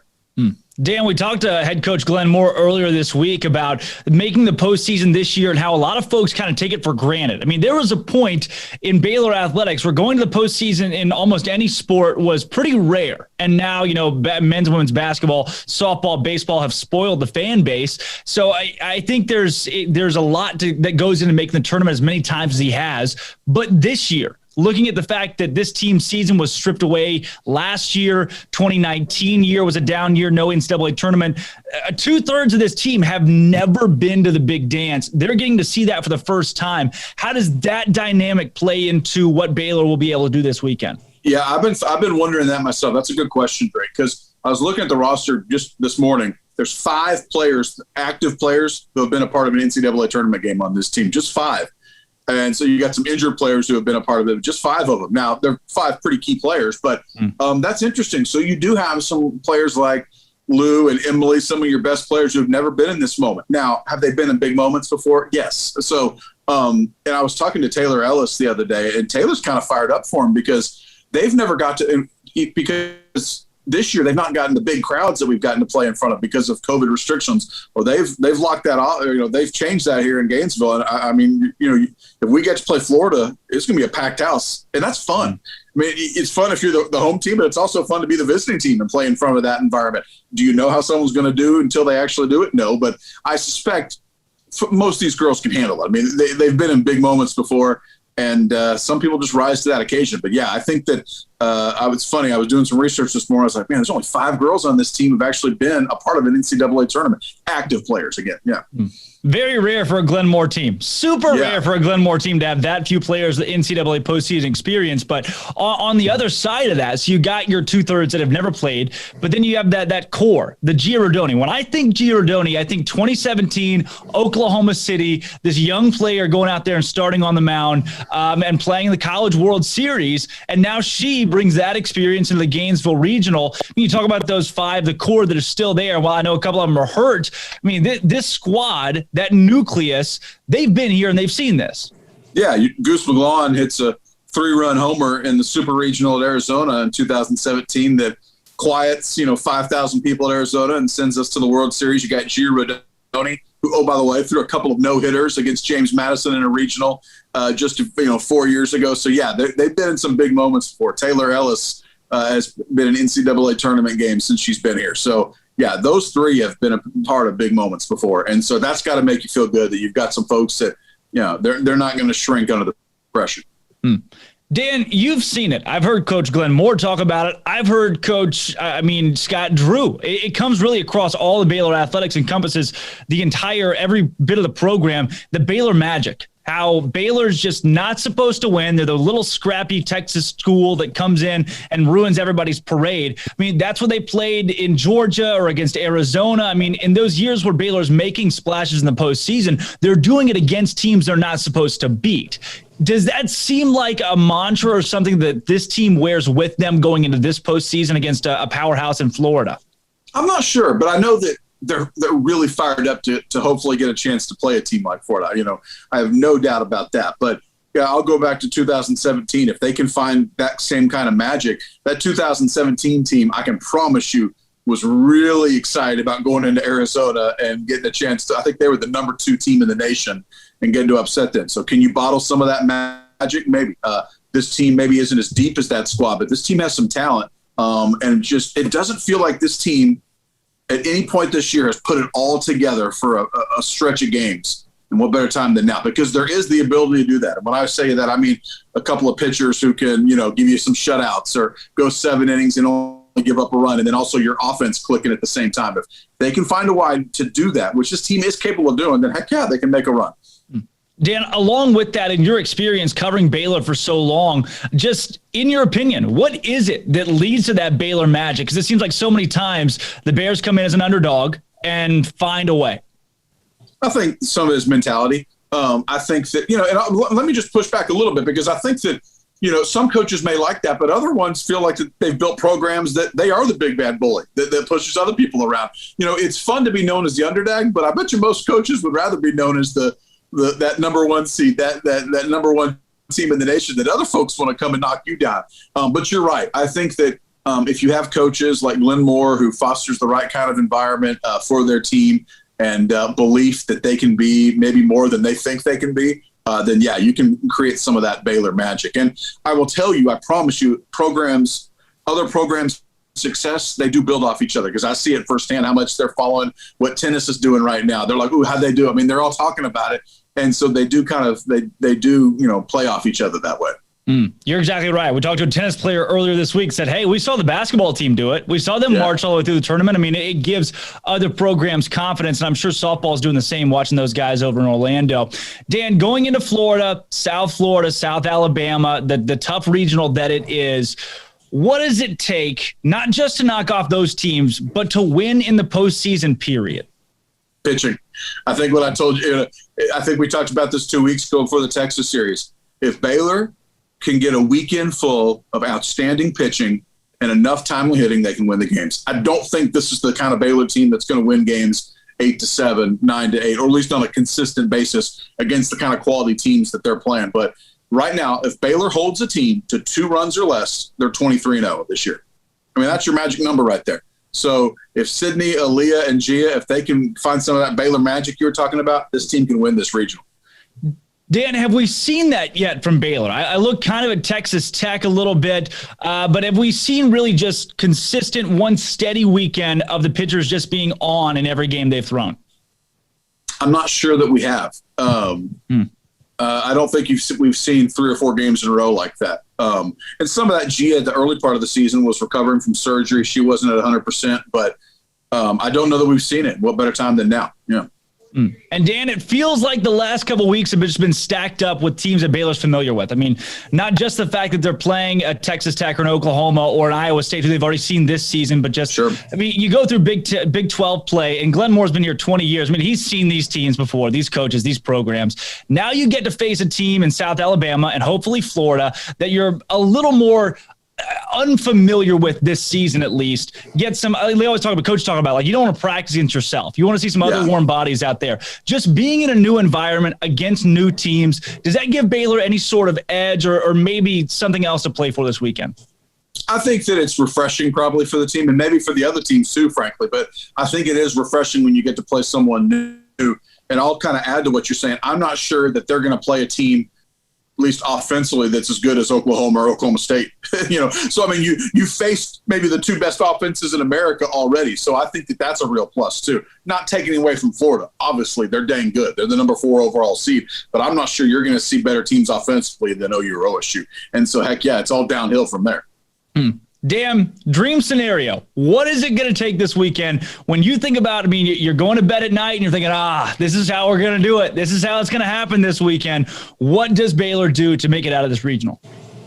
Get the great pitching that we talked about. So hold teams to a low amount of runs, and then get a little help from the bottom half of the lineup. You do both those things, you can have that Baylor magic this weekend. Hopefully so. And Dan, looking across the way, before we really wrap it up, I got to give him credit. I know what I hate asking you about Florida, because there are odds that Baylor might not even play Florida this weekend. But when you do look across the way at a team that hopefully Baylor gets a look at this weekend in the Gators, what do you see? Great pitching. Honestly, this is a really good pitching regional. All four teams don't have the best offenses that we've seen before.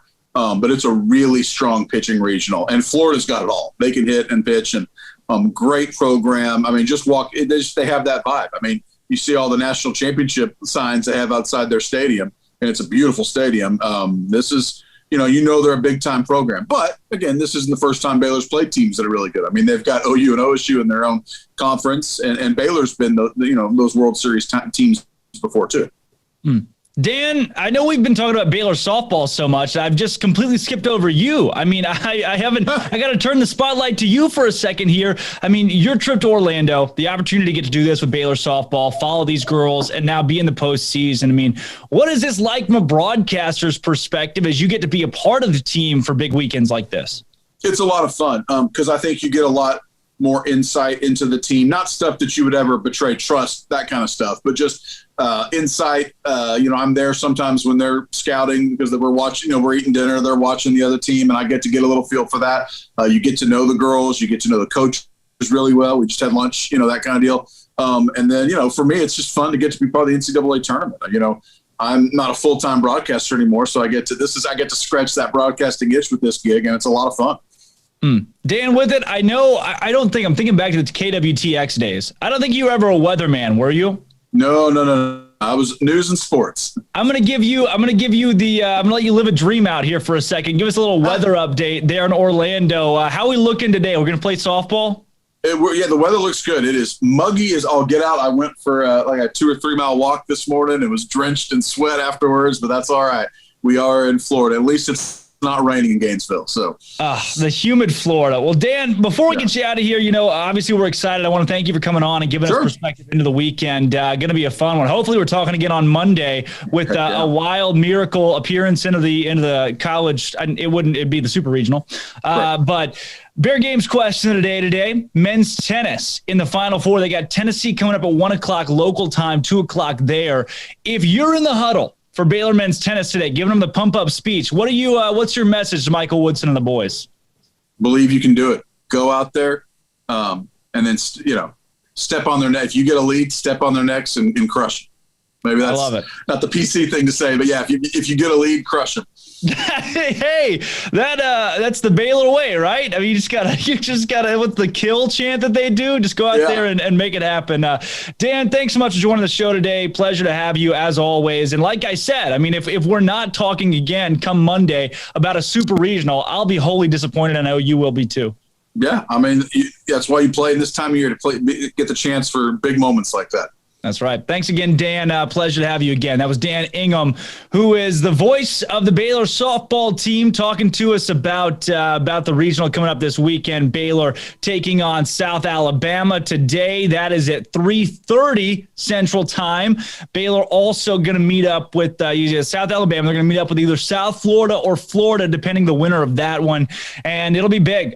This weekend is a shot to play in the Super Regional. If Baylor goes to the Super Regional, looks like they're going to have Duke probably. And Duke doesn't scare me. I don't know if you know a lot about softball, but if Baylor ends up winning this weekend, they got a legit shot to play deep into the postseason. This is key number one to going to the World Series, and Baylor's right there with a chance to make some noise today against South Alabama team that beat Alabama earlier this season. We'll keep you updated on that because it's going to be a big one, and I'm excited for it. I'm a softball junkie. Baylor in Gainesville for the Florida Regional. When we come back, Spencer Furman joins the show. He won the game winning point. He won the game winning point for Baylor men's tennis yesterday, the number 2 team overall in the nation, number 1 in the ITA rankings, 2 in the postseason. Baylor knocked off TCU for the 4th time yesterday. Third day, they played him 4 times, knocked him out 3 times. And Spencer Furman had the match-winning point, scored it. Baylor advances to the Final Four. He talked about that. He'll talk about that and more as we come up next with Spencer Furman, who's about to play in the Final Four against Tennessee. I'm Drake Toll. We got Jack McKenzie, got Andrew Robertson as well. When we come back, Spencer Furman of Baylor men's tennis joins the show to talk to us about the matchup with Tennessee and what it's like to make another Final Four for another Baylor program. That's 3 A&T basketball, tennis. Up next, Spencer Furman. Don't go anywhere. This is Up Tempo. 2 things just meant to be together: the Baylor Bears and the Final Four. Michael Woodson and company are still alive in the NCAA postseason after knocking off TCU for the 3rd time in 4 tries yesterday in the Elite Eight. The Bears won the doubles point on a tiebreaker, and senior transfer Spencer Furman clinched a singles point for the team to send Baylor to its first Final Four since 2015. The Green and Gold meet 3-seed Tennessee at 1 p.m. today in Orlando, with a spot in tomorrow's national title against either Texas or Florida on the line. Follow along on the Baylor men's tennis Twitter page. Elsewhere, Baylor baseball defended its home turf and avenged an early season loss with a 9-5 win over Oklahoma last night in Waco. Senior Andy Thomas belted a 3-run home run early, only for the Sooners to tie the game soon after. It was a 2-run blast, though, by Jared McKenzie that helped build separation down the stretch and lead to Baylor pulling away with a 9-5 dub. And the softball team is in Gainesville, Florida today to open up regional play in the NCAA tournament as a 2-seed. Baylor plays at 3:30 today against a stout South Alabama team and will play either Florida or South Florida tomorrow depending on the outcomes of the 2 matches. The double elimination tournament takes place today through Sunday and can be seen on ESPN. In basketball, All-ACC forward Quincy Gurrier is transferring from Syracuse to play for Oregon next season after averaging 14 points and over 8 rebounds last season. And Texas high school running back Jaden Blue is sitting out his senior season of high school to prepare for college football. I'm Jack McKenzie, in for Armstrong Sims, and that's all the news that is news in college sports. This has been Jack's Minute on SicEm365 Radio's Up Tempo.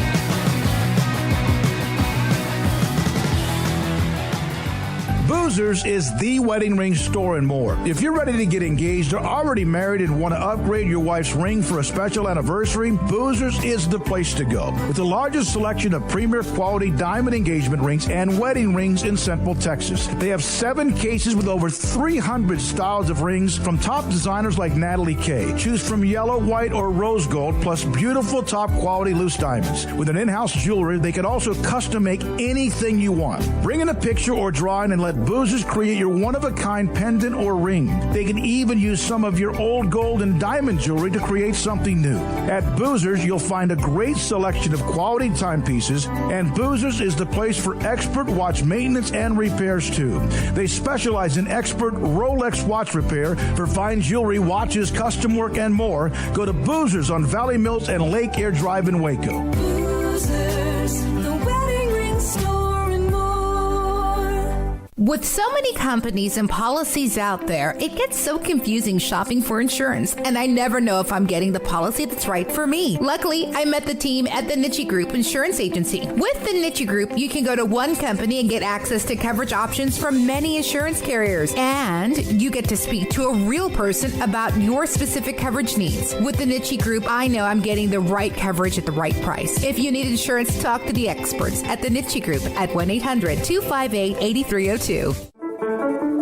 One size fits all. That may be all right for an adjustable belt or cheap sunglasses, but when it comes to your financial needs, no one wants a one-size-fits-all strategy. Cam Heathcott, your Edward Jones financial advisor, knows that his most important goals are yours. That's why he takes the time to understand your needs, knowing you. That's how Edward Jones makes sense of investing. Cam Heathcott, covering Conroe and Houston, 936-756-7717 or cam.heathcott@edwardjones.com. Edward Jones, member SIPC.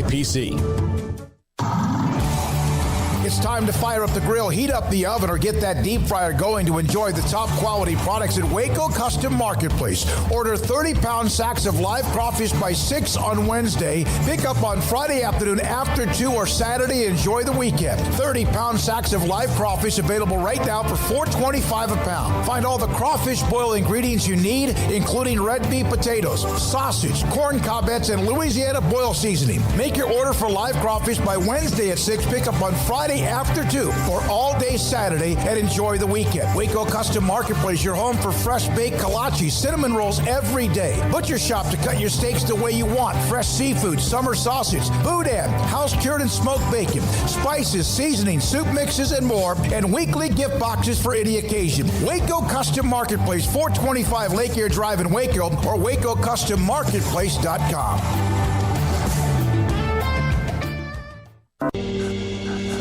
Alan Samuels is celebrating Jeep Freedom Days. It's an exciting time for a new Jeep Grand Cherokee Laredo with up to $3,750 in values or 0% for 72 months. The new Jeep Cherokee Laredo is built tough, and with the Jeep Freedom Days going on now, it's a great time for a new Jeep SUV. Alan Samuels, the award-winning customer service Central Texas dealer. The best place to get your next SUV. Located at 201 West Loop 340, Alan Samuels is your friend in the car business. Come by, let's be friends. Welcome back to Up Tempo on SicEm365 Radio. No capes. Do you remember Thunderhead? Tall, storm powers. Nice man. Good with kids. Listen. Call us on the Impact Health Labs caller line at 254-339-1122. Dyna guy, snag on takeoff. Splashdown, sucked into a vortex. No capes. Here's Drake Toll and Armstrong Sims.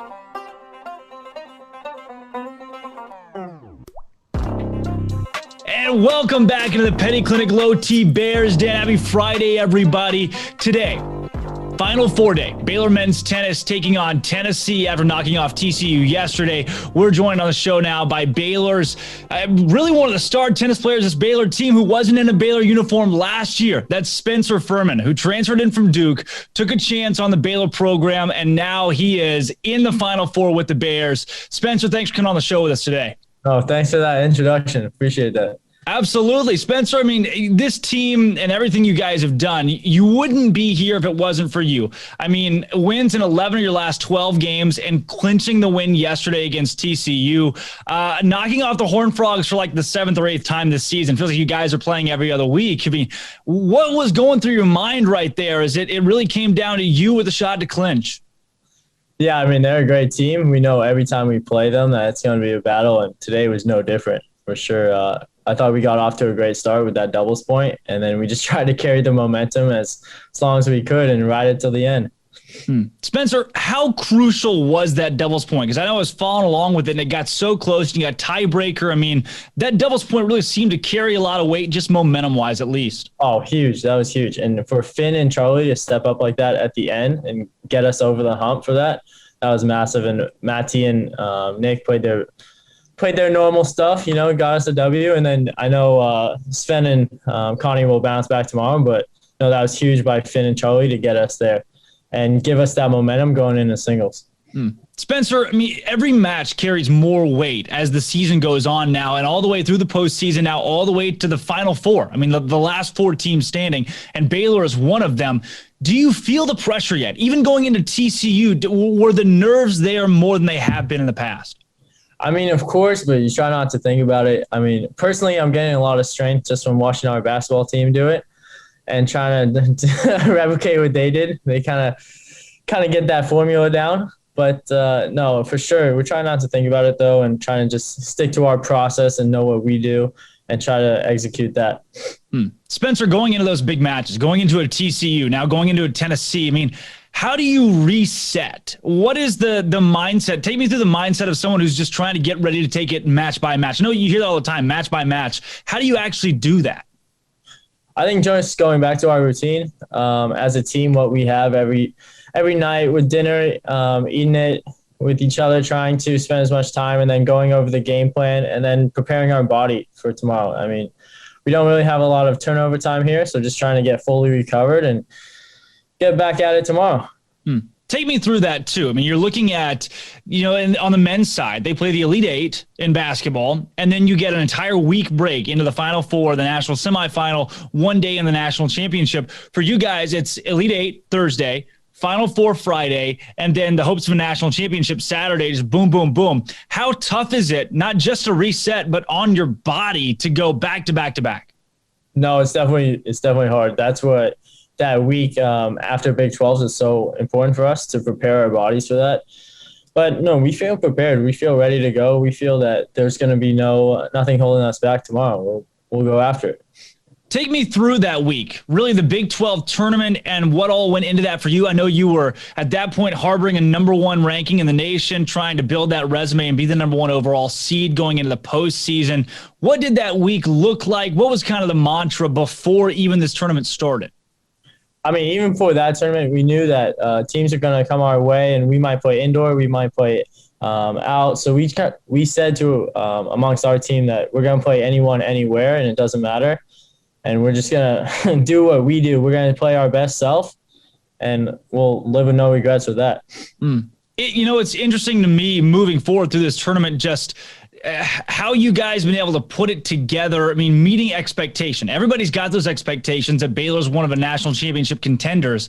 And so far, you haven't blinked. Along with that, though, I know we talked to Coach Woodson on the show a couple weeks ago, and he said, hey, we fully expected to be the number 1 team in the country. When the NCAA, when the committee, when they said, hey, Baylor's number 2 overall going in the tournament, that was fuel for you guys. I mean, the target's not on your back to be number 1 anymore. Now you get to prove that you are number 1. How have you taken that on in full stride, just being the number 2 overall seed?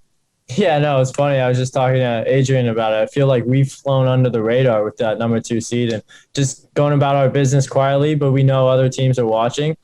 So we're trying to show them that we really want that number 1 and we deserve it. And we're fighting for that. For you, Spencer, what is a Final Four appearance? To be this far into the semifinal, what does that mean? I mean, it means a lot. At Duke, that was a huge goal for us. We'd say Final Four. That's what we're reaching for. And then this team, that's normal. We want the championship. And Final Four, there really wasn't a huge celebration because we know there's still more work to be done. With that, you talk about you coming from Duke, and I know we've now talked to, I think we've checked off all the boxes on the transfers, having them on the show and talking to them about tennis. I mean, you took a chance to not just come to Baylor, but to play in the COVID year. You're looking at how much was thrown for a loop in COVID hits and a season is canceled. You decide to transfer. I mean, you go Seattle to North Carolina to Waco. I mean, your journey to Baylor. What has that looked like for you? I mean, why Baylor? Why now? I mean, this is like, I'm pinching myself and I'm not you. You've got to be pinching yourself. No, I'm pinching myself for sure. I feel like it's funny you say I took a chance with Baylor, but I feel like they took a chance with me. No, but why Baylor? I mean, first off, the coaches, right? Great coaches. They help improve my game. And then the program as a whole, you have people like Emily, Jackie, Max, everyone supporting us, Wagner, all these people supporting us. So there's really this huge support system helping us play our best. And then just the support, not only from our support staff and our coaches, but from the athletic administration all the way up to Mac. We got Kenny here, has been supporting us every match. And that's been huge. So, I mean, it's really a no-brainer. I feel like it's a family here, tight-knit family, and we keep close to us. Spencer, coming into this season, the expectation that you guys set was, and we heard it today, was really national championship or bust, that this team had those aspirations to go to a national championship. And I know, even if it doesn't happen, this season obviously won't be a bust. The things this group has put together, really unbelievable. But to have such high expectations as a team, is there such a thing as setting expectations too high, or do you guys just understand it's business? No, it's business. I mean, I don't believe in that setting expectations too high. I think it's pushed us and made us better as a team. Every individual player on this team, reaching for that final goal of a national championship has really made huge strides in their game because they know what they're chasing. We all know it. Going now into your next match against Tennessee, being in Orlando, just before we even talk about the match you're going into, the atmosphere, to be in a national championship atmosphere, even as we've seen, different crowd situations. A lot of people were confused whether or not there would be crowds at the beginning a month ago. And now more things are opening up, not just in Orlando, but across the country. For you guys to be on that stage, all eyes in the country now on Baylor tennis. What is that like? The pageantry of a national championship tournament? Yeah, it's a lot. I'm not gonna lie to you, it's a lot, but we're just trying to trying to ignore it, honestly, and just stick to our team and our routines, really, and just preparing for each match and trying to get through each one and stay alive. Spencer, you talk about that, preparing for each match and just focusing on each one, staying alive. Going into TCU, coming out of the Sweet 16 against Ole Miss, was there a different message? Was there something new that you guys have done, or has it just really stayed the same? It's really stayed the same, but I felt like we made adjustments in areas we thought we could improve after Ole Miss. We started in Ole Miss singles kind of slow, so we really want to make that an emphasis against TCU, going after doubles into the singles. So kind of starting with increased energy, we thought that was an area of improvement for us. And then we still have some improvement to make for tomorrow, but we'll look to execute that. Spencer, I know I keep mentioning Tennessee, and I know we'll get there, but there's so many things that, we don't get to be in Orlando, but to just take a second to picture what it would be like to be in, I guess, the de facto locker room hotel for you guys is awesome. And I got to know, TCU, you get into that match, you talked about a slower start in singles against Ole Miss. It wasn't necessarily that way with TCU, but there was a point where, you're even on a couple of courts, Baylor's up on one or two, TCU's up on one, maybe two. Things there in the beginning of singles, just you weren't sure. It wasn't a really quick put them away. Was there ever a point where, I know you didn't blink, but did the team ever come close to blinking? No, we didn't, but we knew that they're a great team. They're number 7 in the country for a reason. We knew that it's going to be a battle until the end. So just staying on our court and staying focused and not looking around and thinking too far ahead, staying in the present and taking care of business there. That was what we needed to do, and fortunately, we did that. But no, TCU was a great team today, and we're happy to get through them.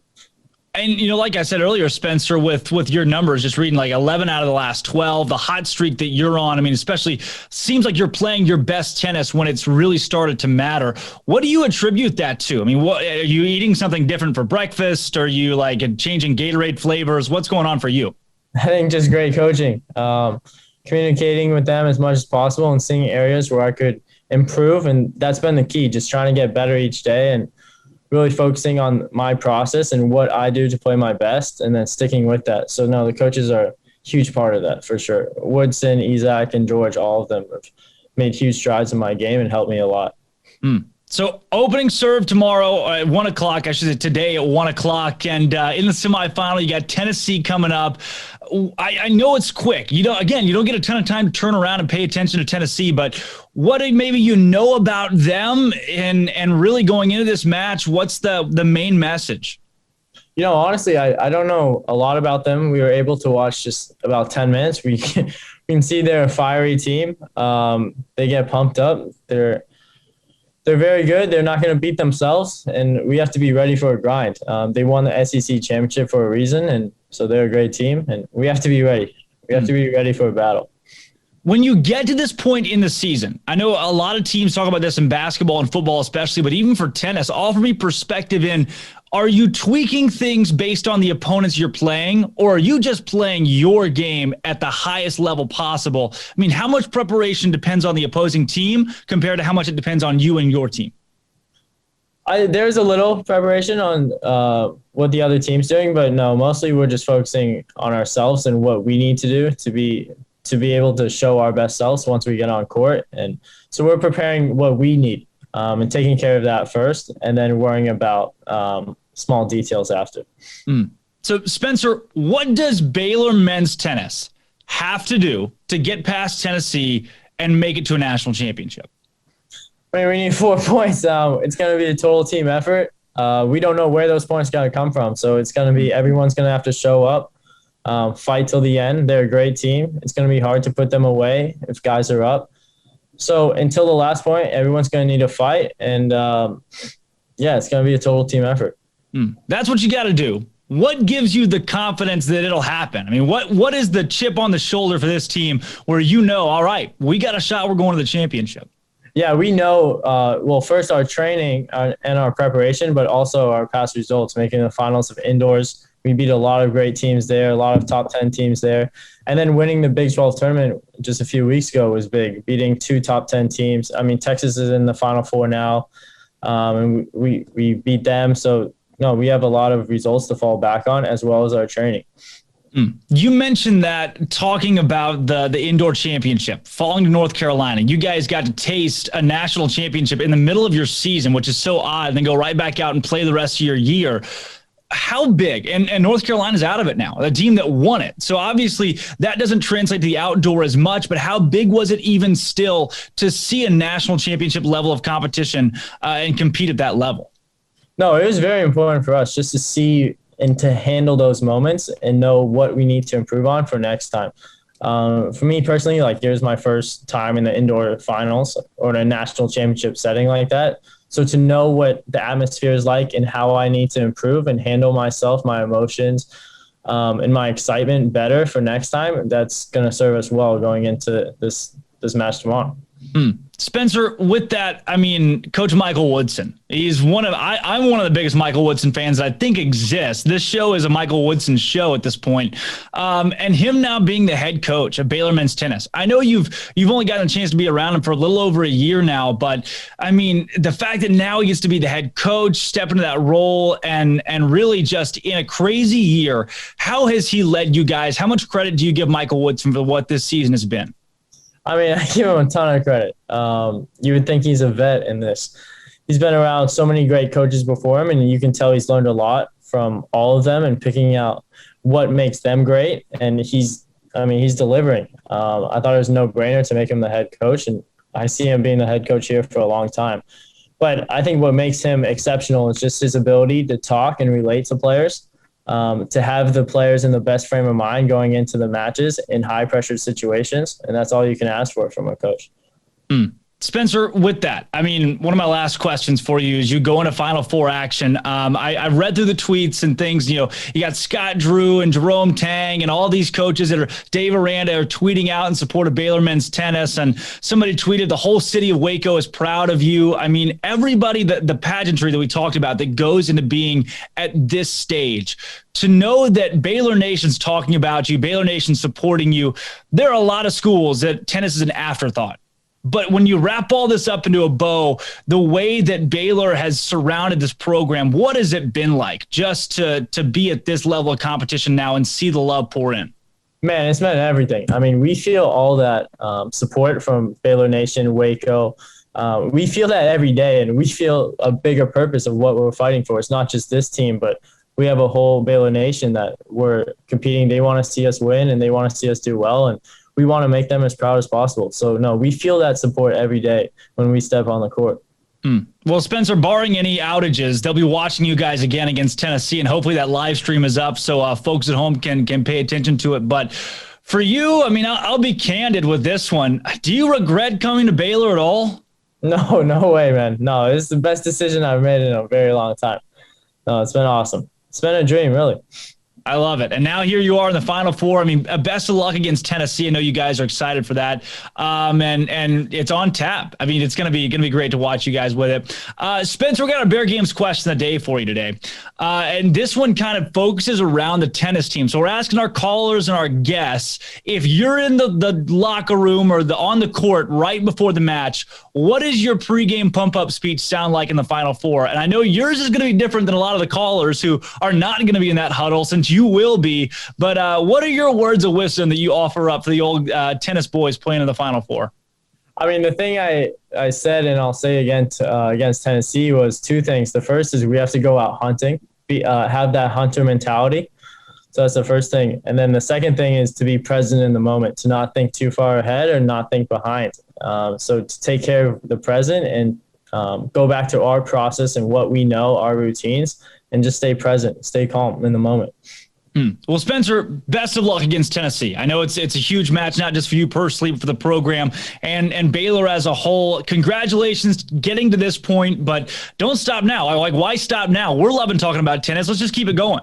Let's do it. Thanks, man. Thanks for having me. Absolutely. Again, that was Spencer Furman of the Baylor men's tennis team. Those guys taking on Tennessee today, 1:00 p.m. Go to Baylor Men's Tennis on Twitter. You can follow along and see all the action. Should be a good one. Number 2, Baylor. Number 3, Tennessee, squaring off in Orlando. Huge matchup in the Final Four. The winner plays in the national championship tomorrow. and maybe they'll be playing Texas. It'll be close. Got to pay attention to it. 1 o'clock Central Time again. Follow along on the Baylor men's tennis Twitter account. There's also a link to a live stream. You can watch that. When we come back, we'll be talking some more Baylor action. Got a lot going on this weekend. You got softball. We got baseball. We got men's tennis like we've been talking about. You got everything, and we're going to help break it down even more. I'm Drake Toll. We got Jack McKenzie and Andrew Robertson back in the studio in Waco. Don't go anywhere, because when we come back, it's Baylor. It's sports. What more could you want on Up-Tempo? Two things just meant to be together, the Baylor Bears and the Final Four. Michael Woodson and company are still alive in the NCAA postseason after knocking off TCU for the third time in 4 tries yesterday in the Elite Eight. The Bears won the doubles point on a tiebreaker, and senior transfer Spencer Furman clinched a singles point for the team to send Baylor to its first Final Four since 2015. The Green and Gold meet 3-seed Tennessee at 1 p.m. today in Orlando, with a spot in tomorrow's national title against either Texas or Florida on the line. Follow along on the Baylor men's tennis Twitter page. Elsewhere, Baylor baseball defended its home turf and avenged an early season loss with a 9-5 win over Oklahoma last night in Waco. Senior Andy Thomas belted a 3-run home run early, only for the Sooners to tie the game soon after. It was a 2-run blast, though, by Jared McKenzie that helped build separation down the stretch and lead to Baylor pulling away with a 9-5 dub.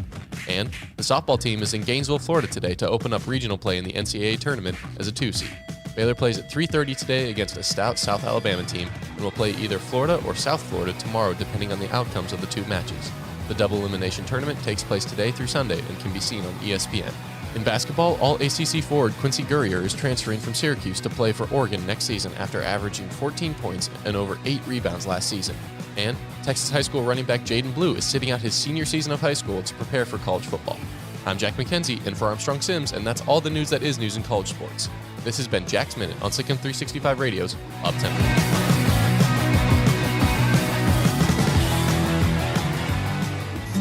With more than 160,000 alumni worldwide and counting, the Baylor family is growing. And through the university's expanded Baylor alumni program, the family is growing closer. With hundreds of local volunteers planning events in cities and towns around the country, you can gather with fellow Bears no matter where you are.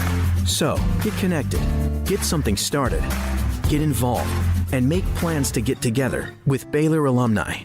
Visit us at baylor.edu/alumni. Waco Regional Tennis and Fitness was built to help give you a chance to enjoy elite tennis facilities and also remain fit or reshape your body. Now Waco Regional Tennis and Fitness has gone through its own physical changes. There are 7 large flat screens stretched across the main and improved weight room with Wi-Fi available and their own app to enjoy news, business, weather, or sports channels. The beautiful sound of active treadmills and elliptical machines, group exercise classes throughout each day, a new ballet bar for bar classes, a new look lounge and bar with beer and wine with more large flat screens available. Touchless water fountains outside each spacious men's and women's locker rooms, showers, sauna, and whirlpool. Upgraded PA system throughout the world-class tennis courts and lessons for adults and juniors. I promise you'll look and feel better. You just need to walk through the front door. Also, Waco Regional Tennis and Fitness with personal trainers Christy London and Randall Corley. 40-plus group exercise classes, including twice-a-week boot camp. So start today, not tomorrow, at Waco Regional Tennis and Fitness on Lakeshore Drive in Waco. After my first car accident, I feared the biggest damage would be to my wallet. I expected a mountain of bills and a long, drawn-out process. But my Texas Farm Bureau insurance agent was there when I needed her and helped me get back on my feet and in my car in no time. Instead of a hassle, I got reassurance and a quick recovery. Stop by and see our agents at one of our 3 McLennan County locations. Coverage and discounts are subject to qualifications and policy terms and may vary by situation. Let Camille Johnson Realtors guide you seamlessly through the process of buying your dream home or selling your current one. Commercial, farm and ranch, or residential, Camille Johnson Realtors can smoothly and successfully lead you through any transaction. With a team of 28 experienced agents who are excited about serving you, Camille Johnson Realtors services the entire greater Waco area. If you're in the market to buy or sell, contact Camille Johnson Realtors, 104 Midway Center in Woodway, or find them online at www.camillejohnson.com. Camille Johnson Realtors, elegant, charming, warm, welcome home. Stepping into a new pair of boots is great, but stepping into the boots of a U.S. Army officer can also add confidence and leadership skills to your son or daughter's career path. There are more than 150 occupational specialties to help them find the best fit for their future. See all the things your son or daughter can achieve in our boots at GoArmy.com. U.S. Army Waco Recruiting Company, 254-598-8131 or 254-776-1543. At Marco's Pizza, get craveable pizza made the Italian way with dough made from scratch, an original sauce recipe, 3 fresh signature cheeses, and premium toppings you love, served hot and safe. Right now, you can get unlimited medium one-topping pizzas for just $6.99 each. Why stop at just one? Order with your app or at marcos.com for curbside, carryout, or delivery today. Marco's, pizza lovers get it. I got breaking news here. We got Western Athletic Conference just announced they're adding several schools. The WAC. The WAC. Okay.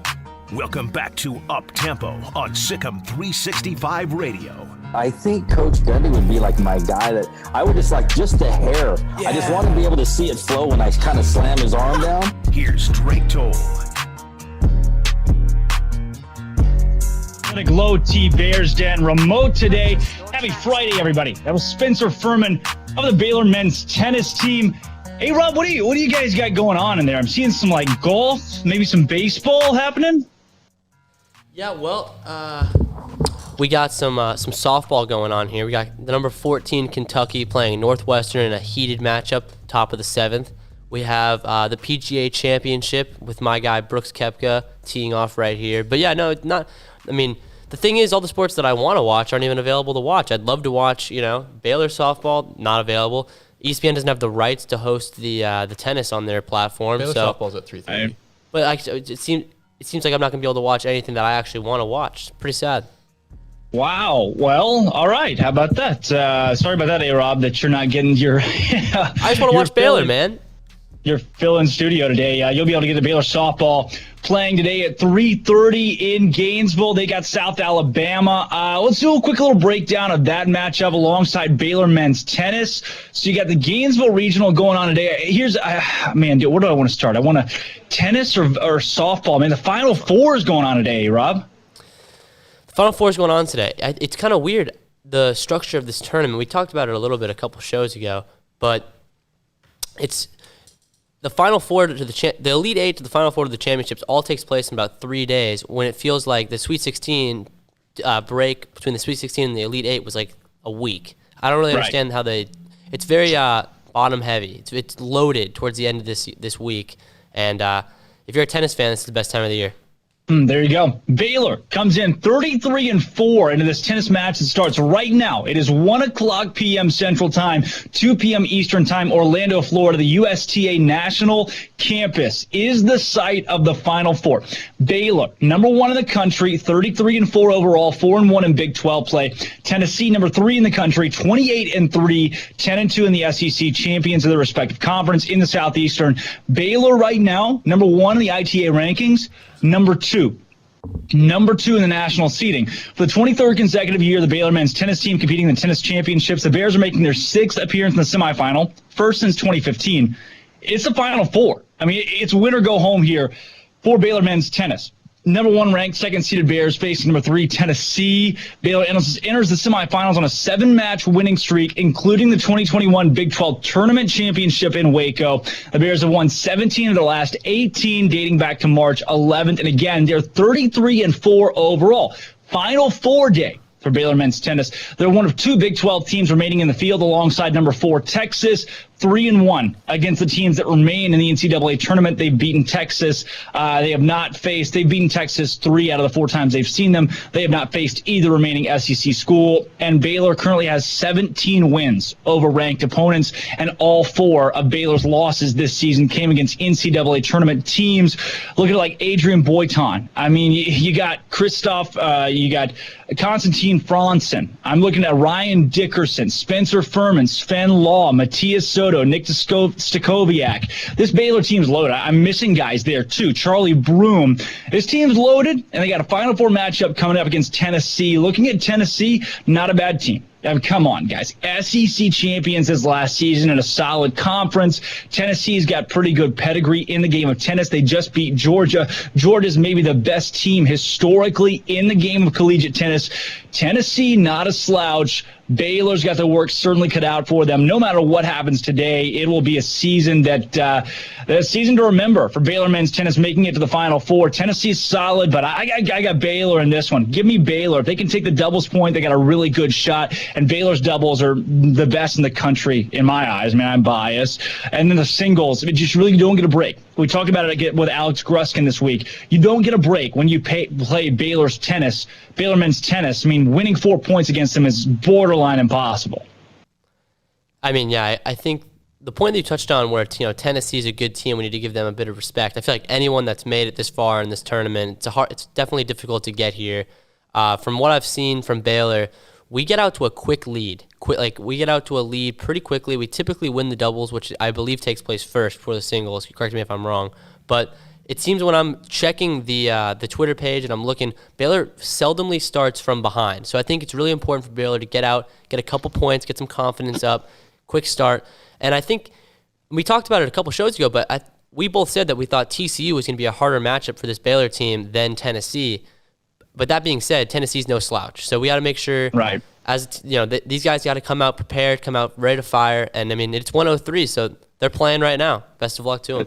Yeah, first serve. On the other side of Baylor Athletics in action today, you got baseball against Oklahoma. We won't touch on that as much. I think baseball is going to be okay. If they're going to drop a game, I think tonight's going to be the one they do end up dropping, but they've got their pitching stars back. Cam Cayley started last night. That is not the usual. Tyler Thomas, but it looks like we'll see a couple different guys that Baylor's used to seeing on the mound the next two nights. So I got some confidence in Baylor baseball. They'll be able to go out and at least take one of the next two, win the series against Oklahoma, and finish conference play at a respectable either 13-11 or 12-12. Over to softball, though. Baylor softball against South Alabama today. South Alabama's head coach, Becky Clark, in her 15th season, is 0-2 against Baylor.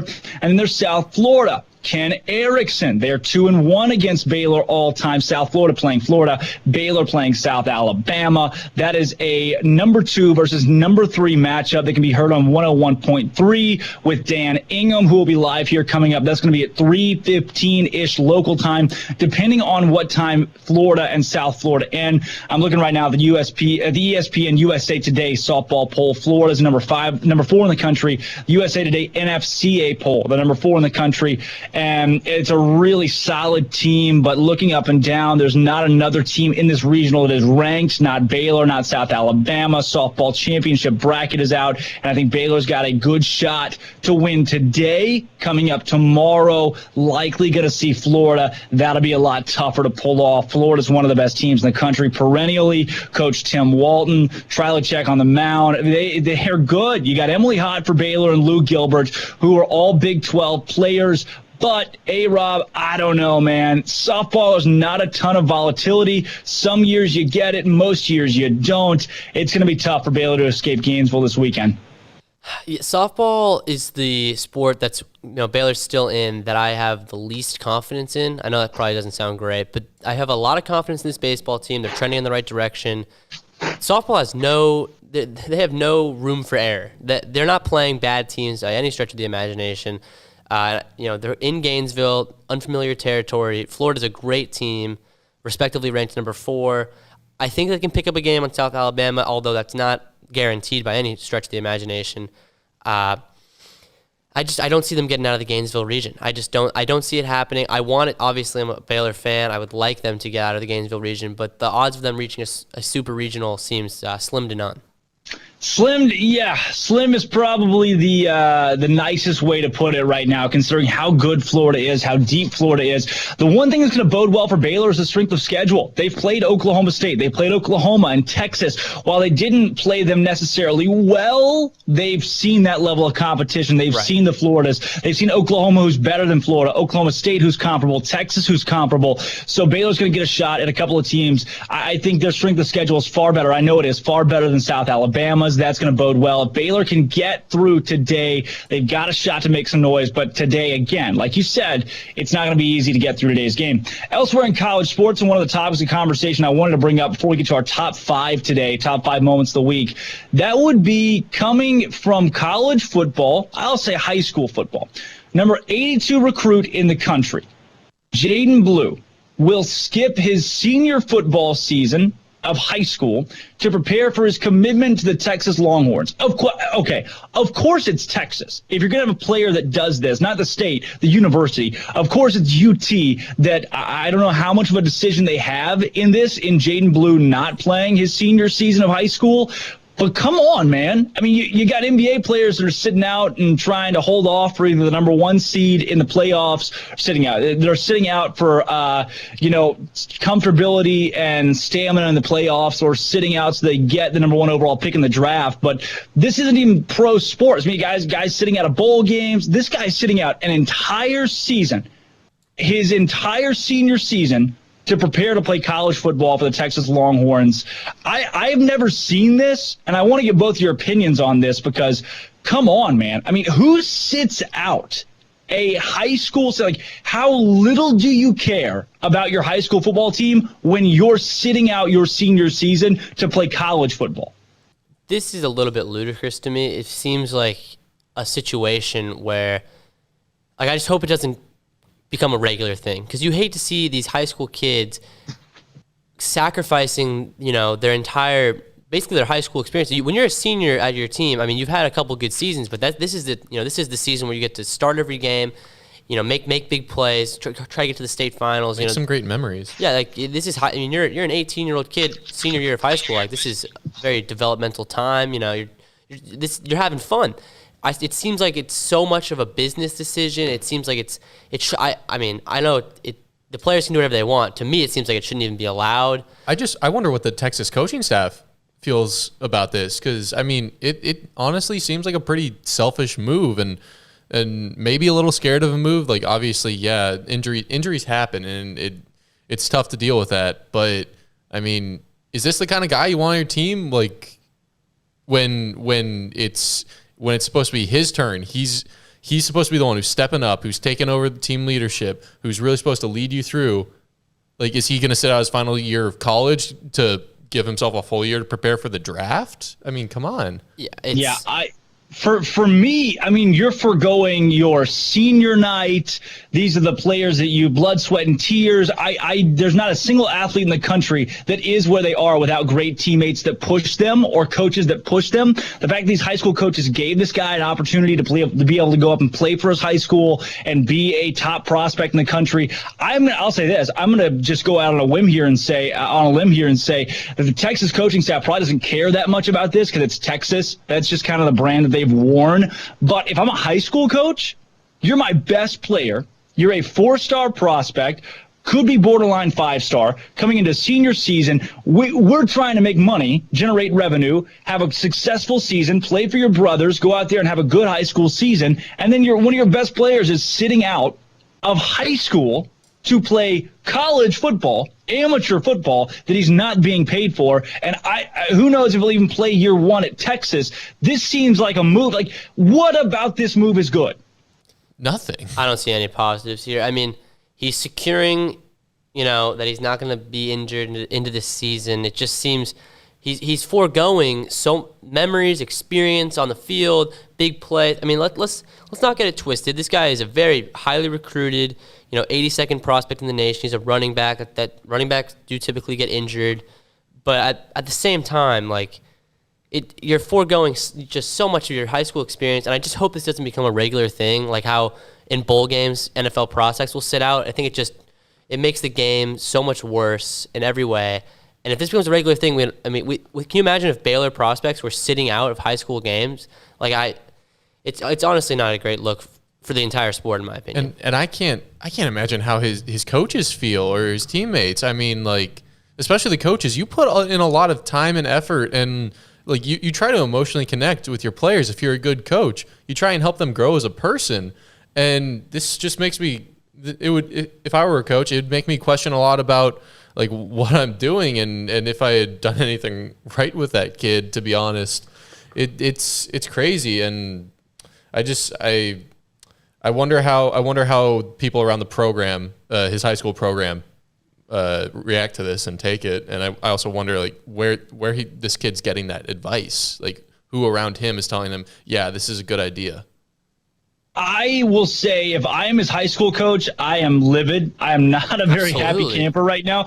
I'm not happy at all. I'm not. And if I'm the kid's college coach, if I'm the college coach, which I don't coach at UT, and thank God that I don't, but if that is me, I hate this. Yeah. As a college coach, I hate that he's sitting out his senior season. I think from a character standpoint, I get a lot of times why guys in college football or basketball, I mean, you're not being paid to play. You're an amateur. Sometimes you need to make a decision for you. If you're prone to injury or feel like what you're doing is not going to prepare you to make money or do what you need to do at the next level, there's more that goes into that. But he's not talking about going to get paid. He's talking about going from an amateur sport to another amateur sport. So he's sitting out of his amateur sport to prepare for the next amateur sport where he doesn't get paid. It's not a business. It's not a lifestyle. It shows me that he's quitting on his teammates. He's quitting on his team, his coaches, for most part, you guys, it's Texas. He's quitting on a town. Because, everybody's seen Friday Night Lights. Right. It's true. It's just that's the way that things go. That's how Texas goes. He's quitting on all of those people, banking on the fact that he'll go to UT and be a star at UT. This guy's not even he's not a top 50 prospect in the country. Is he great? Would I love him at Baylor? not with him sitting out, no, but from an athleticism standpoint, yes. This just shows me, again, Baylor recruits culture. Baylor recruits off the field stuff.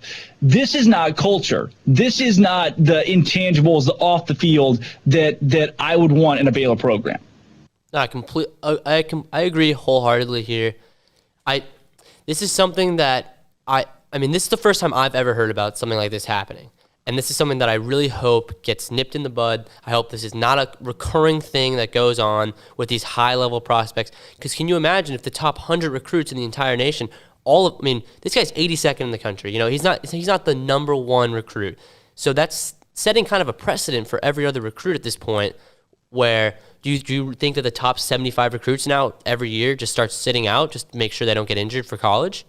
I would hope not. I would really hope not. I think that would be really sad for the sport. Yeah. And also, what's really the kicker to me is this guy's at a 6A school. If it was a 2A school or something like that, I'd be like, you know what? Maybe he can do better. The competition's not going to help him develop as much. Yeah. But he's at a Texas 6A high school. That's real competition. That's real competition.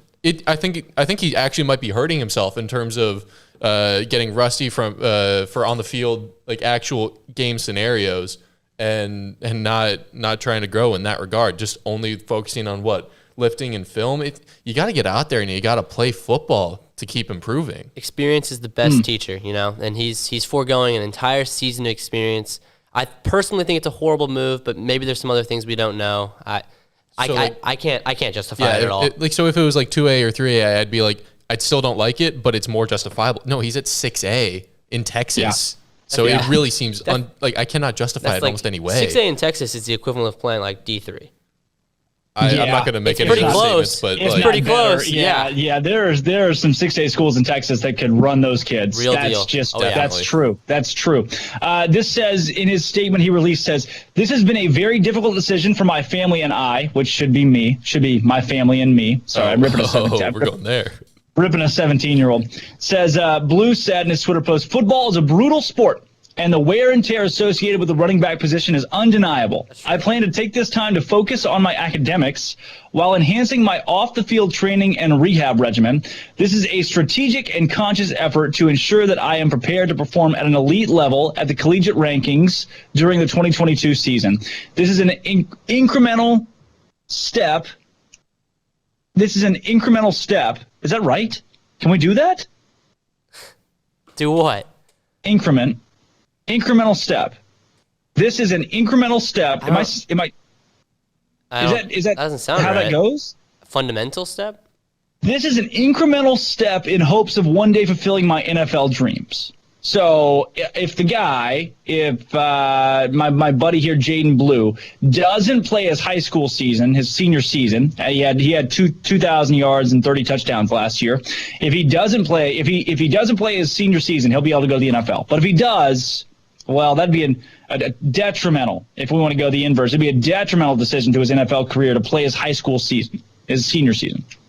Yeah, I mean, it's similar to the college prospects who sat out their senior year during COVID when that was an option, but at such a ridiculously exaggerated level to where you're sitting out your senior year of high school to get drafted to the NFL.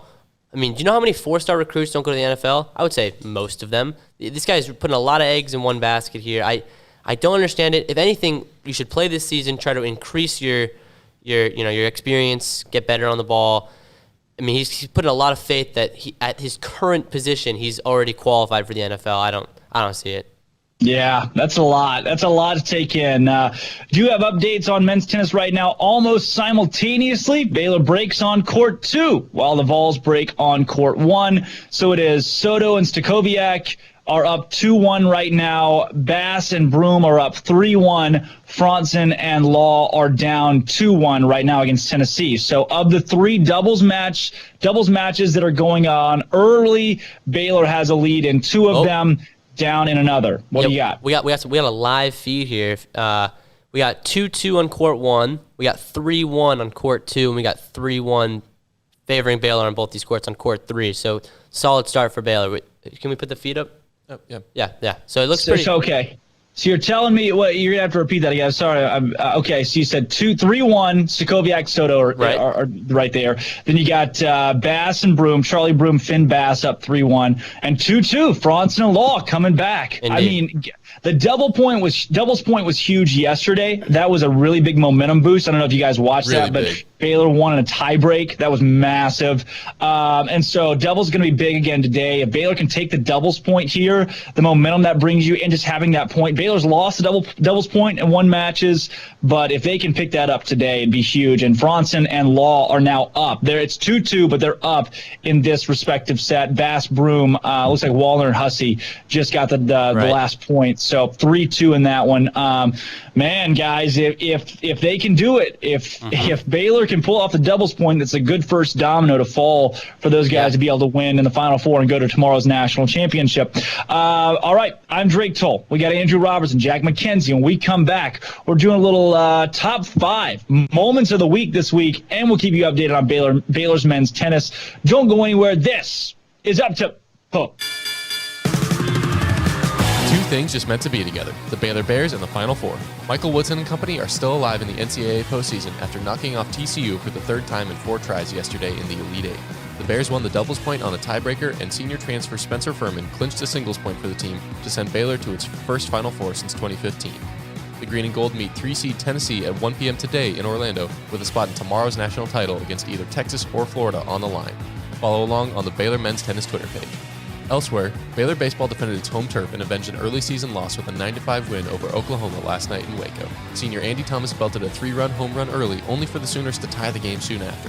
It was a 2-run blast, though, by Jared McKenzie that helped build separation down the stretch and lead to Baylor pulling away with a 9-5 dub. And the softball team is in Gainesville, Florida today to open up regional play in the NCAA tournament as a 2-seed. Baylor plays at 3:30 today against a stout South Alabama team and will play either Florida or South Florida tomorrow depending on the outcomes of the 2 matches. The double elimination tournament takes place today through Sunday and can be seen on ESPN. In basketball, All-ACC forward Quincy Gurrier is transferring from Syracuse to play for Oregon next season after averaging 14 points and over 8 rebounds last season. And Texas high school running back Jaden Blue is sitting out his senior season of high school to prepare for college football. I'm Jack McKenzie, in for Armstrong Sims, and that's all the news that is news in college sports. This has been Jack's Minute on SicEm365 Radio's Up Tempo.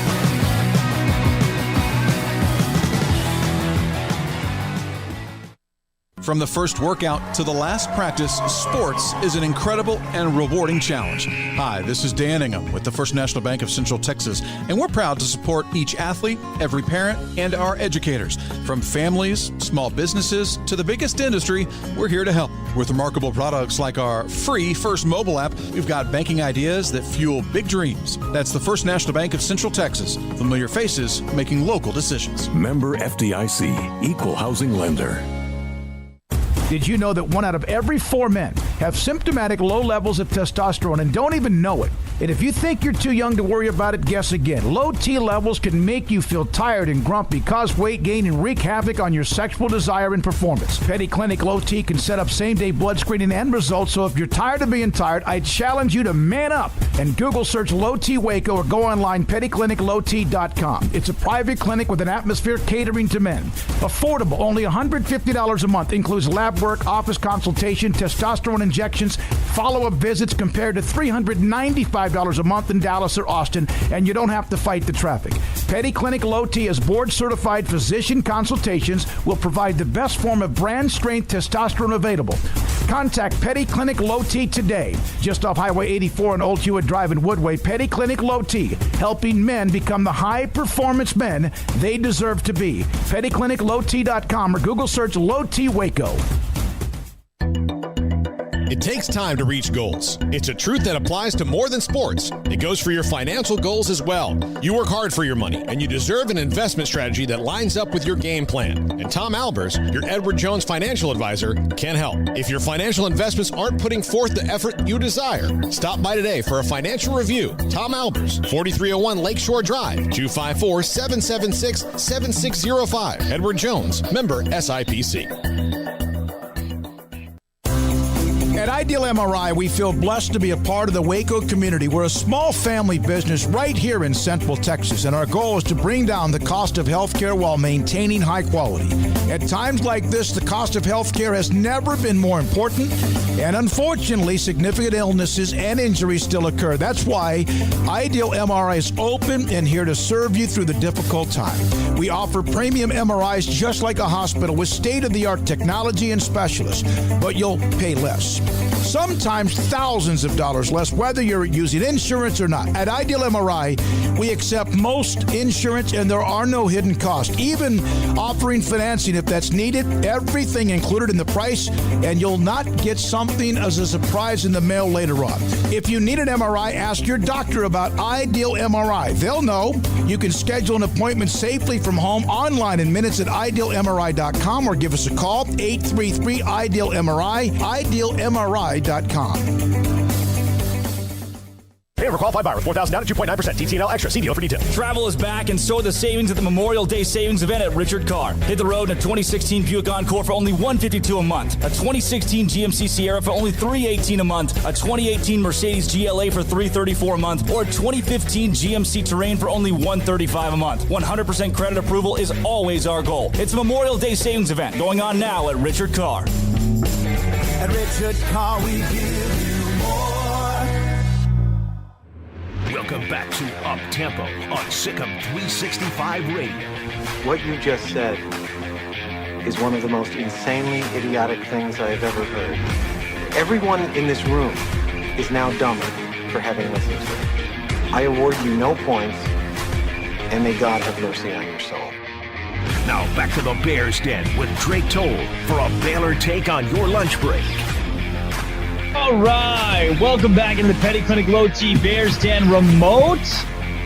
Man, you guys, it's the last half hour of being remote this week. My last half hour back in my original stomping grounds. I would say home, but Waco is my home now. Waco is where my permanent address will be for the next 5 or 6 or 10 years or however long. I mean, you guys, we can keep riffing up tempo for as long as we live. That's cool with you guys.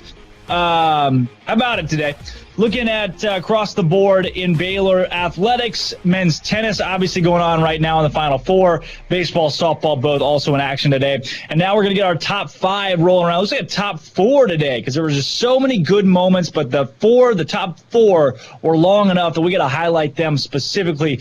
Jack, you know, you've done a hell of a job this week in producing the show in place of Armstrong Sims and coming in, stepping up in a situation where, we just didn't really know what it was going to look like this week with going remote and Armstrong being out. So with that said, I'm going to let you do the honors of telling me what number 4 is on the top 4 this week. Number 4, we have Baylor softball coach Glenn Moore. Yeah. Woo. Here it is. Mr. Dean. Now back to the Bears Den with Drake Toll and J.D. PicKell for the Blonde Boys Power Hour. Back into the Petty Clinic Low T Bears Den. I'm Drake Toll alongside Coach Glenn Moore today of the Baylor softball program. Coach Moore and company finding out yesterday afternoon they'd be the number 2 seed in the Gainesville Regional, competing against Florida, South Alabama, and South Florida. Coach, thanks for joining the show today. Pleasure as always to have you. Thanks for having me, Drake. Good to be here. It's a happy day for Baylor softball. Coach, congratulations. I mean, you do it again. I saw a number yesterday, 47-30 is Baylor all-time in postseason play, and you've got all 47 of those wins here at Baylor. I mean, wrapping it all up into a bow, the last 2 decades for you at this program, how can you sum it up? I've been a blessed man to be here and surrounded myself with people that are smarter than me, and Baylor kind of recruits itself. It certainly doesn't get any easier with the rise of cost of education here, but the good Lord has sent us some pretty good players that have performed well. And, you know, I think our program does a great job of preparing once we turn in our resume to the committee and they give us our marching orders. I think we do a pretty good job of preparing for the competition typically. Coach, along with that, you know, I was texting with some people around the program last night. We were talking about really the way that things were going to work out with postseason seeding. There were a lot of teams that were right there on that bubble, and especially in the COVID year. I mean, the volatility of this season, so many programs didn't know. I mean, there were teams in their auditoriums last night with pom-poms ready and signs that didn't hear their name called. For your team, how did you prepare your girls for that moment? And did you know where you would be and that you would get in? Well, a lot of stuff there, Drake. I have been on the other side of that, and I think there's when you get your program to the point where you're expected to be in the NCAAs every year, there's some value to having a team sit and not have their name called out. So we believe in doing that. It's not to shame them, but it's to prepare. A little bit of hurt can go a long ways. It can, if we had a pill to give our kids before the season starts that would let them feel what they would feel when their name's not called out, then they'd work a little bit harder at practice and they would perform, make sure they did get to bed on time. They ate a little bit better, and they give themselves a little better opportunity to be successful. But we don't have that pill, so that's an opportunity to do that. So I've been on that side as well. You know, honestly, if you just look from an outsider's point of view, you would think, well, Baylor didn't have a very good shot this year. But from an insider's point of view, I felt fairly confident that we had done enough because we schedule strong enough and we play those teams non-conference. We don't pad our schedule for stats and in order to build All-Americans. We schedule strong to prepare us for this time of the year, and it's paid off more often than not for us. If you don't overdo it with scheduling and beat your team up too much, we're beat up, but if you don't do it too much, then you will be more prepared for postseason. And the Big 12 will prepare you to a certain degree for sure with the teams that we have in our conference, but you need to play that non-conference schedule. So to answer your question, I told them after that final game in Oklahoma City, which we certainly were disappointed, that they'd done everything to this point that they felt they needed to do, have maybe some regret. But anyway, this is what we're going to turn into the committee, and we're going to meet and hope that the softball gods smile down on us, feel like they did this time. Yeah, Coach, you mentioned that at the top of the show today, that the softball gods ended up being on Baylor's side, thankfully. Looking up and down your schedule, you talked about it. I mean, you scheduled tough competition in the non-conference. You open up conference play, and you got teams like Texas, Oklahoma State, Iowa State, who's a tournament team, and obviously Oklahoma, who was unbelievable this season. When I ask you this question, there are a lot of coaches, conferences that would respond very differently, but I want to know from your perspective, seeing Baylor as a 2 seed in that Gainesville Regional at number 4 Florida, did the committee get it right and do right by Baylor? I feel they did. I'm very happy with that 2 seed. Would not have been shocked if we had been a 3 seed. was a little surprised at where we went. I thought we'd be in Baton Rouge, to be honest with you. I don't know that I've ever had the location right and where we've been sent, maybe once or twice. But they have a lot more information, Drake, than the average fan does. The average fan looks at the popularity poll. I do that with other sports. I have a little bit more inside information here. But with other sports, I look at the popularity poll. And a lot of fans don't even realize that's not even considered in factoring in the selection of the 64. All the right, there is a quick hit from Coach Glenn Moore from this week as number 4 thing that took place on the show. Get to talk to him prior to the Gainesville Regional that they play in at 3:30 today. Number 3 thing this week, well, it happened today. That is when a Final Four member, or a member of a Final Four team, I should say, Spencer Furman, joined the show and talked to us about the men's tennis trip to Orlando that's gone well so far as they knocked off TCU to make it to Tennessee today in a match that's going on right now. This from Spencer Furman. And welcome back into the Petty Clinic Low T Bears Den. Happy Friday, everybody. Today, Final Four day, Baylor men's tennis taking on Tennessee after knocking off TCU yesterday. We're joined on the show now by Baylor's really one of the star tennis players, this Baylor team who wasn't in a Baylor uniform last year. That's Spencer Furman, who transferred in from Duke, took a chance on the Baylor program, and now he is in the Final Four with the Bears. Spencer, thanks for coming on the show with us today. Oh, thanks for that introduction. Appreciate that. Absolutely. Spencer, I mean, this team and everything you guys have done, you wouldn't be here if it wasn't for you. I mean, wins in 11 of your last 12 games and clinching the win yesterday against TCU, knocking off the Horned Frogs for like the 7th or 8th time this season. Feels like you guys are playing every other week. I mean, what was going through your mind right there? Is it really came down to you with a shot to clinch?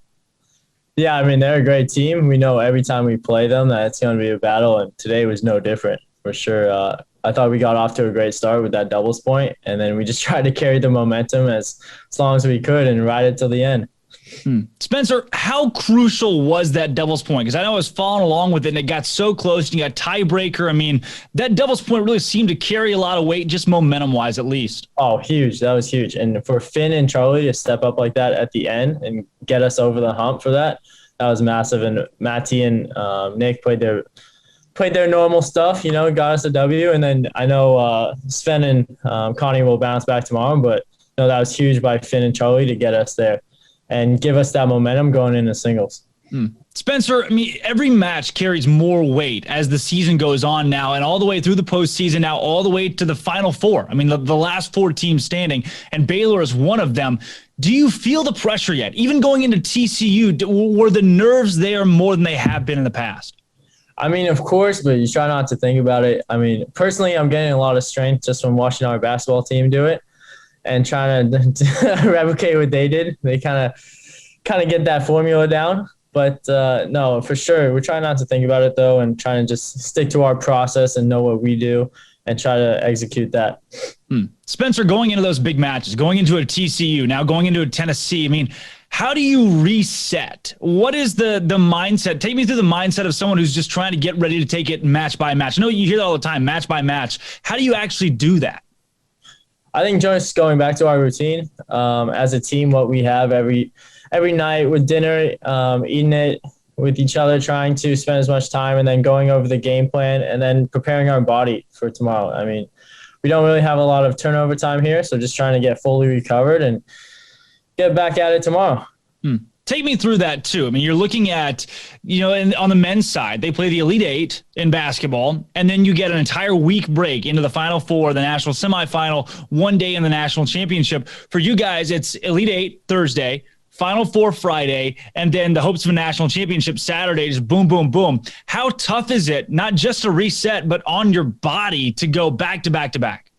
No, it's definitely hard. That's what that week after Big 12s is so important for us, to prepare our bodies for that.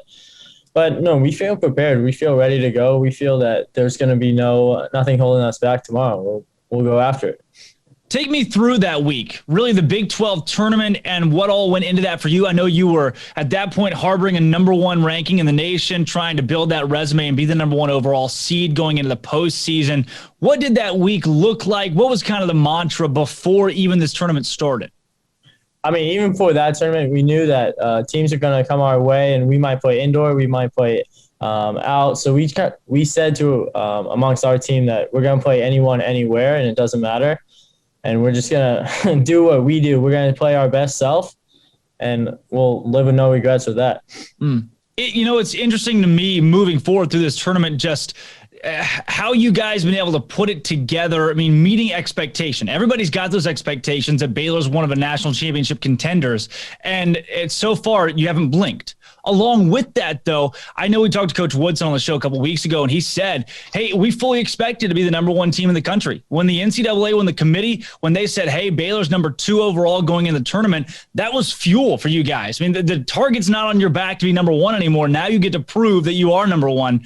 How have you taken that on in full stride, just being the number 2 overall seed?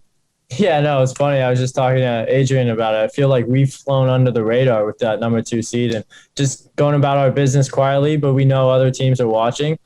So we're trying to show them that we really want that number 1 and we deserve it. And we're fighting for that.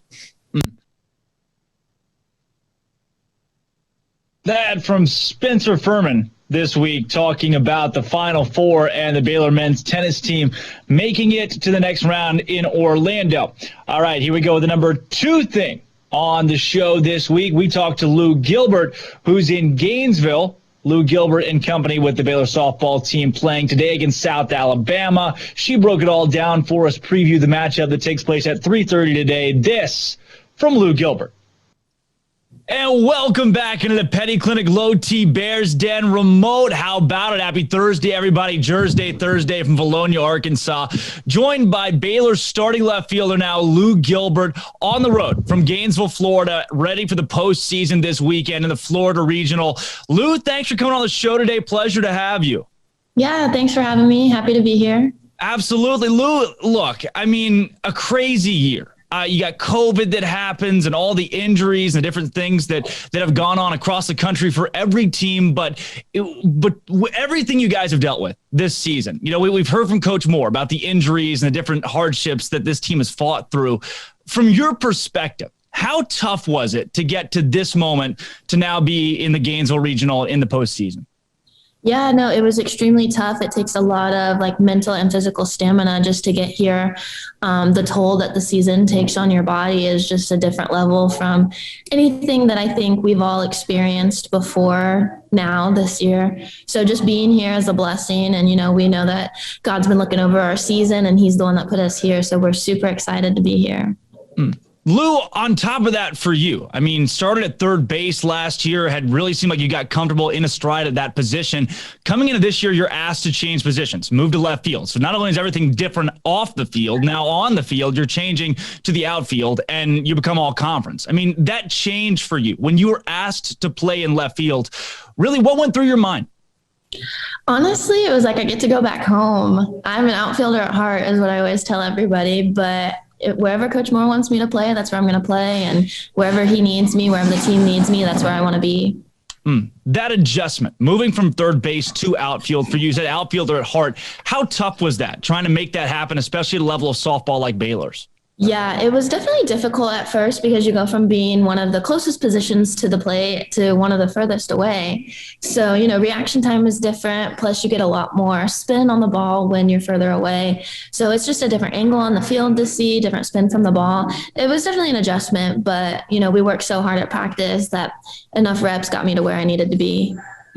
Lou, coming into this season, I mean, so many question marks up and down with not just this team, but across the conference, and how everything would look in the game of softball in general.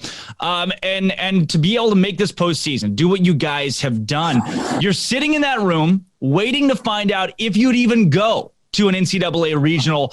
What was that moment like for you and the team?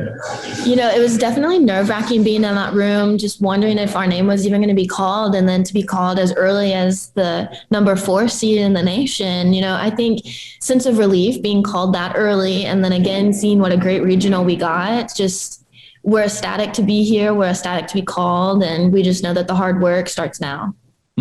Lou, along with that, I want to take you back to the season that everybody tries to forget, the 2019 year. I mean, 2-16 in conference play, just so uncharacteristic for Baylor, but the injury bug that got the team that season and just everything that could have gone wrong seemed to go wrong that year.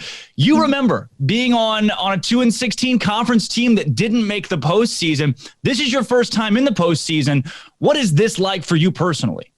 For me personally, I'm excited to experience it. You know, you hear all these upperclassmen and all these older girls talk about how it's just a completely different environment, and anything and everything can happen in postseason, and all the rules and laws of softball are defied here. And so I just think for me personally, it's going to be one heck of a ride. And I know that 3/4 of the team has never experienced this. So knowing that, you know, we come in, and I think you just have sort of a chip on your shoulder that you're like, hey, we're here. We deserve to be here. Let's do it.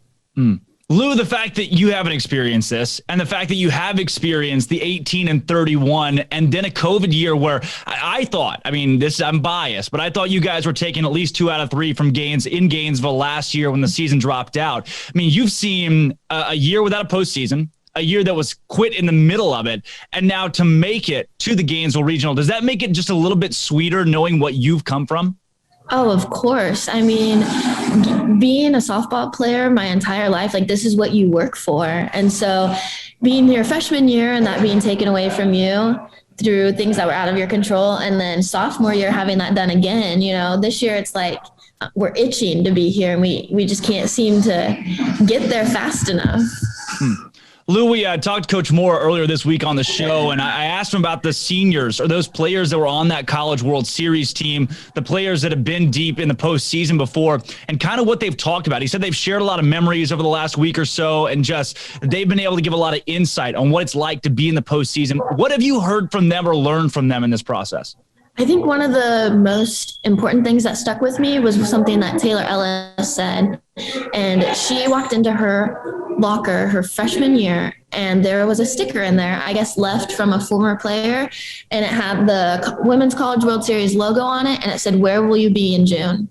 And she just said that motivated her. You know, we've got our summers taken away from us working towards becoming a collegiate softball athlete, and then you get here and the World Series is in June, right in the middle of your college summer. But it's like, instead of focusing on, oh, what can I do in June? It's like, I'm going to be here in June. It sets that mindset right from the beginning. Luke Gilbert, the number 2 thing this week. And then number 1, he always is.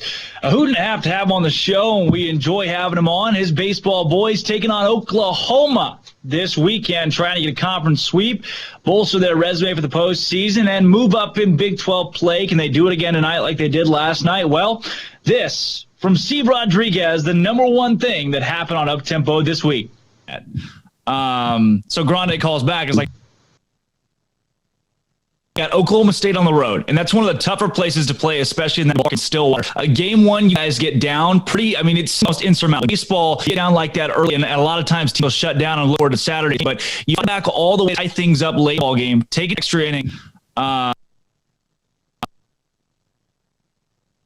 For our defense, and our guys were just kind of like, what's going on?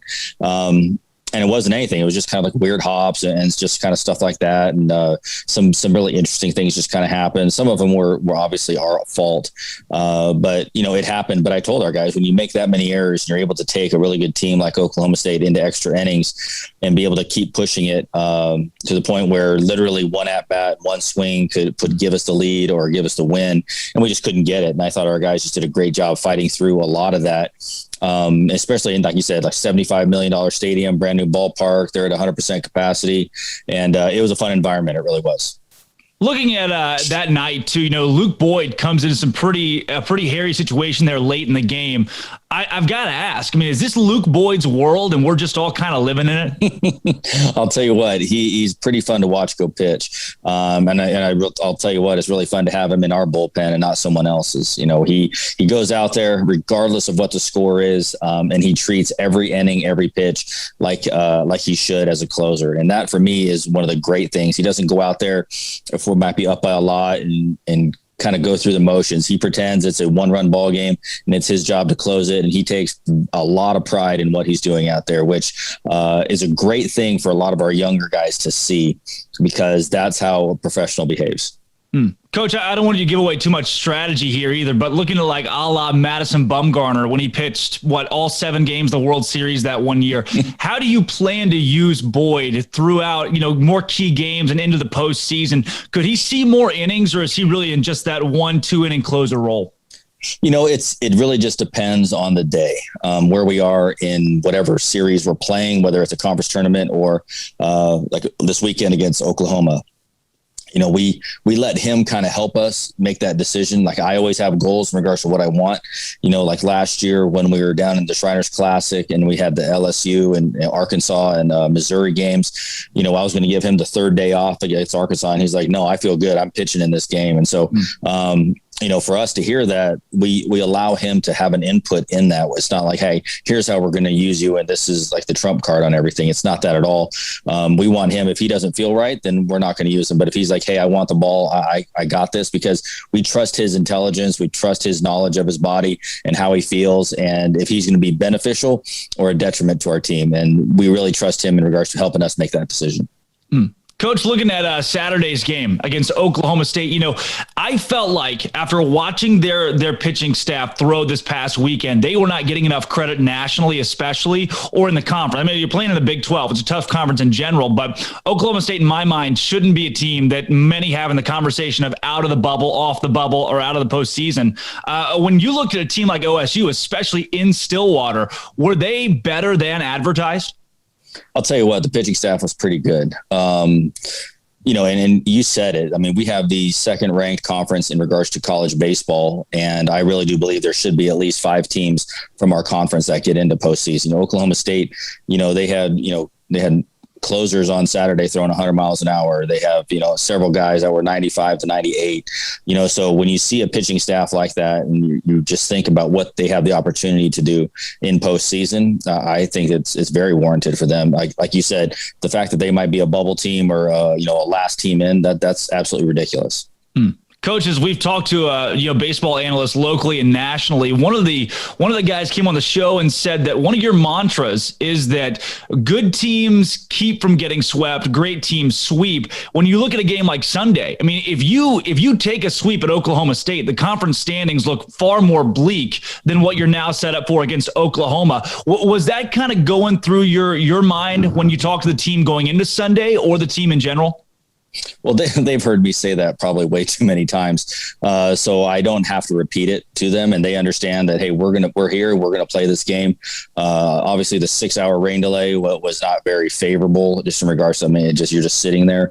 But at the same time, once that game starts, it's go time. And our guys realize that, how we finish up these next few games can really be a big determining factor on postseason. And that was Steve Rodriguez with the number 1 moment of the week on this week's Top 4. It's Top 4 this week on Up Tempo.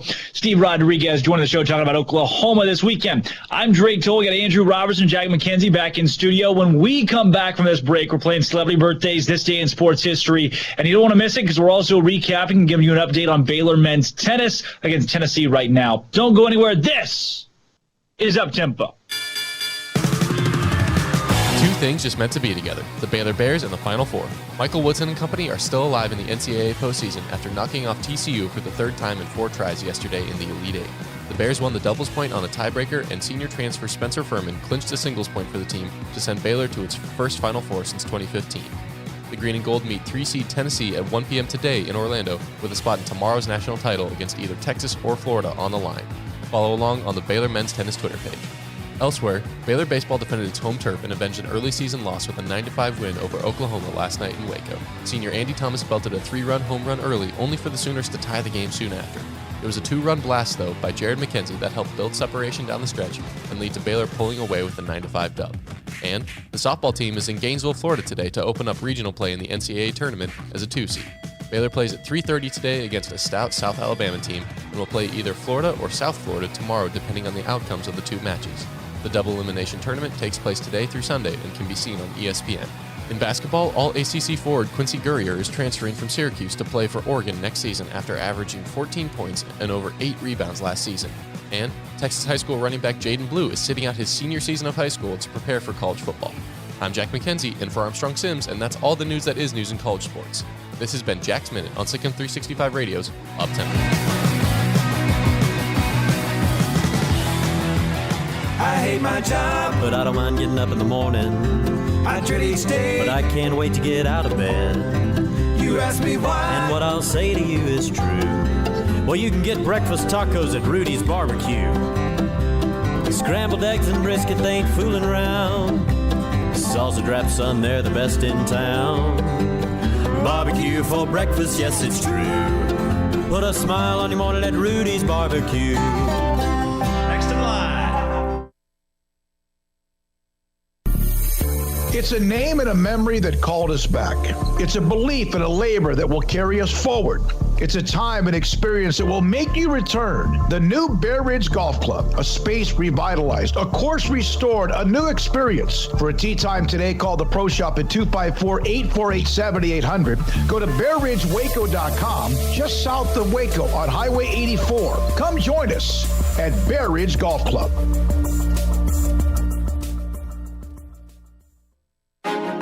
Texas board-certified personal injury trial lawyer and Baylor alum David Willis and Baylor alum Parker Willis are ready to help if you or a loved one has been wrongfully injured in an auto accident, SUV rollover, industrial accident, 18-wheeler crash, or were seriously injured by a defective product or recall drug. Call them for a confidential and free case consultation at 1-800-GOT-HURT or visit them at TexasTrialLawyer.com. Principal office located in Houston, Texas.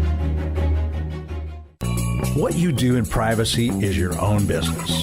What you do in public with your truck, well, that's our business at Pickup Outfitters. In your garage, it's okay for your truck to parade around in the nude with no accessories. Hey, this is still America. But when you bring your truck out in public, it's just common decency to put an outfit on your truck. And that's where we come in at Pickup Outfitters. Put a cover on that bed. Cover your rear end with a bumper and a hitch, for goodness sakes. There are women and children on the roads. And guys, don't leave your tools exposed. Put them in a toolbox. Be proud of your truck and stand tall with a lift kit. Or improve your truck's posture with a leveling kit. Add some class to your pickup with new wheels and tires. Or dress up for a date with your new RV or boat with a fifth wheel or a receiver hitch. At Pickup Outfitters, we're dedicating to making the roads decent for all Central Texans. So when taking your truck out in public, remember your manners and accessorize it properly with an outfit from Pickup Outfitters. 220 Lake Air Drive in Waco. It's time to fire up the grill, heat up the oven, or get that deep fryer going to enjoy the top quality products at Waco Custom Marketplace. Order 30-pound sacks of live crawfish by 6 on Wednesday. Pick up on Friday afternoon after 2 or Saturday. Enjoy the weekend. 30-pound sacks of live crawfish available right now for $4.25 a pound. Find all the crawfish boil ingredients you need, including red beef potatoes, sausage, corn cobettes, and Louisiana boil seasoning. Make your order for live crawfish by Wednesday at 6. Pick up on Friday after 2 or all day Saturday, and enjoy the weekend. Waco Custom Marketplace, your home for fresh baked kolache, cinnamon rolls every day. Butcher shop to cut your steaks the way you want. Fresh seafood, summer sausage, boudin, house cured and smoked bacon, spices, seasonings, soup mixes, and more, and weekly gift boxes for any occasion. Waco Custom Marketplace, 425 Lake Air Drive in Waco, or WacoCustomMarketplace.com. It takes time to reach goals. It's a truth that applies to more than sports. It goes for your financial goals as well. You work hard for your money, and you deserve an investment strategy that lines up with your game plan. And Tom Albers, your Edward Jones financial advisor, can help. If your financial investments aren't putting forth the effort you desire, stop by today for a financial review. Tom Albers, 4301 Lakeshore Drive, 254-776-7605. Edward Jones, member SIPC. How much you want to make a bet I can throw a football over the mountains? Welcome back to Up Tempo on SicEm365 Radio. Paulie, give me some of your tots. No, go find your own. Come on, give me some of your tots. No, I'm freaking starved. I didn't get to eat anything today. Call us on the Impact Health Labs caller line at 254-339-1122. Paulie, don't be jealous that I've been chatting online with Dave all day. your place for a Baylor take on your lunch break. Here's Drake Toll. All right, welcome back to the Petty Clinic Low T Bears. Dan Remote, live from Bologna, Arkansas for the last time. Wow, kind of sad, you guys. All right, guess not. Baylor, not really, no. We like Baylor having you here. Baylor men's tennis today, down 1-0. They lost the doubles point. Doubles point would have been crucial, would have been big. It's not mandatory, though. Still kind of sucks, though, right? It's a shock to the heart, especially because we were winning. We were up 4-3. I think it was 4-2, and then it was tied, knotted at 2. And we ended up losing. We talked about earlier in the show how we wanted to start fast. You know, we don't want to start on our feet. And it's tough to be an optimist right now. I'm thinking the worst already, which is not good. I wasn't aware that doubles was only 1 point, so that's great. I thought we'd be down 2-1. I'm learning every day, but I'm a little bit nervous right now. And I think it's also a bit too early to start feeling any certain way about how the singles matches are going. So, yeah, it's not great, but like we've got the number 1 rated team in the country, and I trust them. I think they're going to pull through. I certainly hope so, Jack.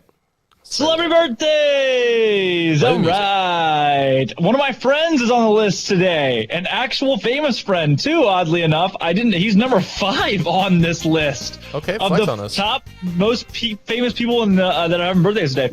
Number 1, Notorious Big. Birthday today. He's dead. But how old would he have been? 41. 45. Would have been 49. 49. How about, let's see, I guess we got to get into it now. Number 5 most famous birthday today, a guy I sat next to in chapel, pretty good friends with, Asa Howard. How old's Asa Howard today? He's dating he's dating Bailey McKnight of Brooklyn and Bailey.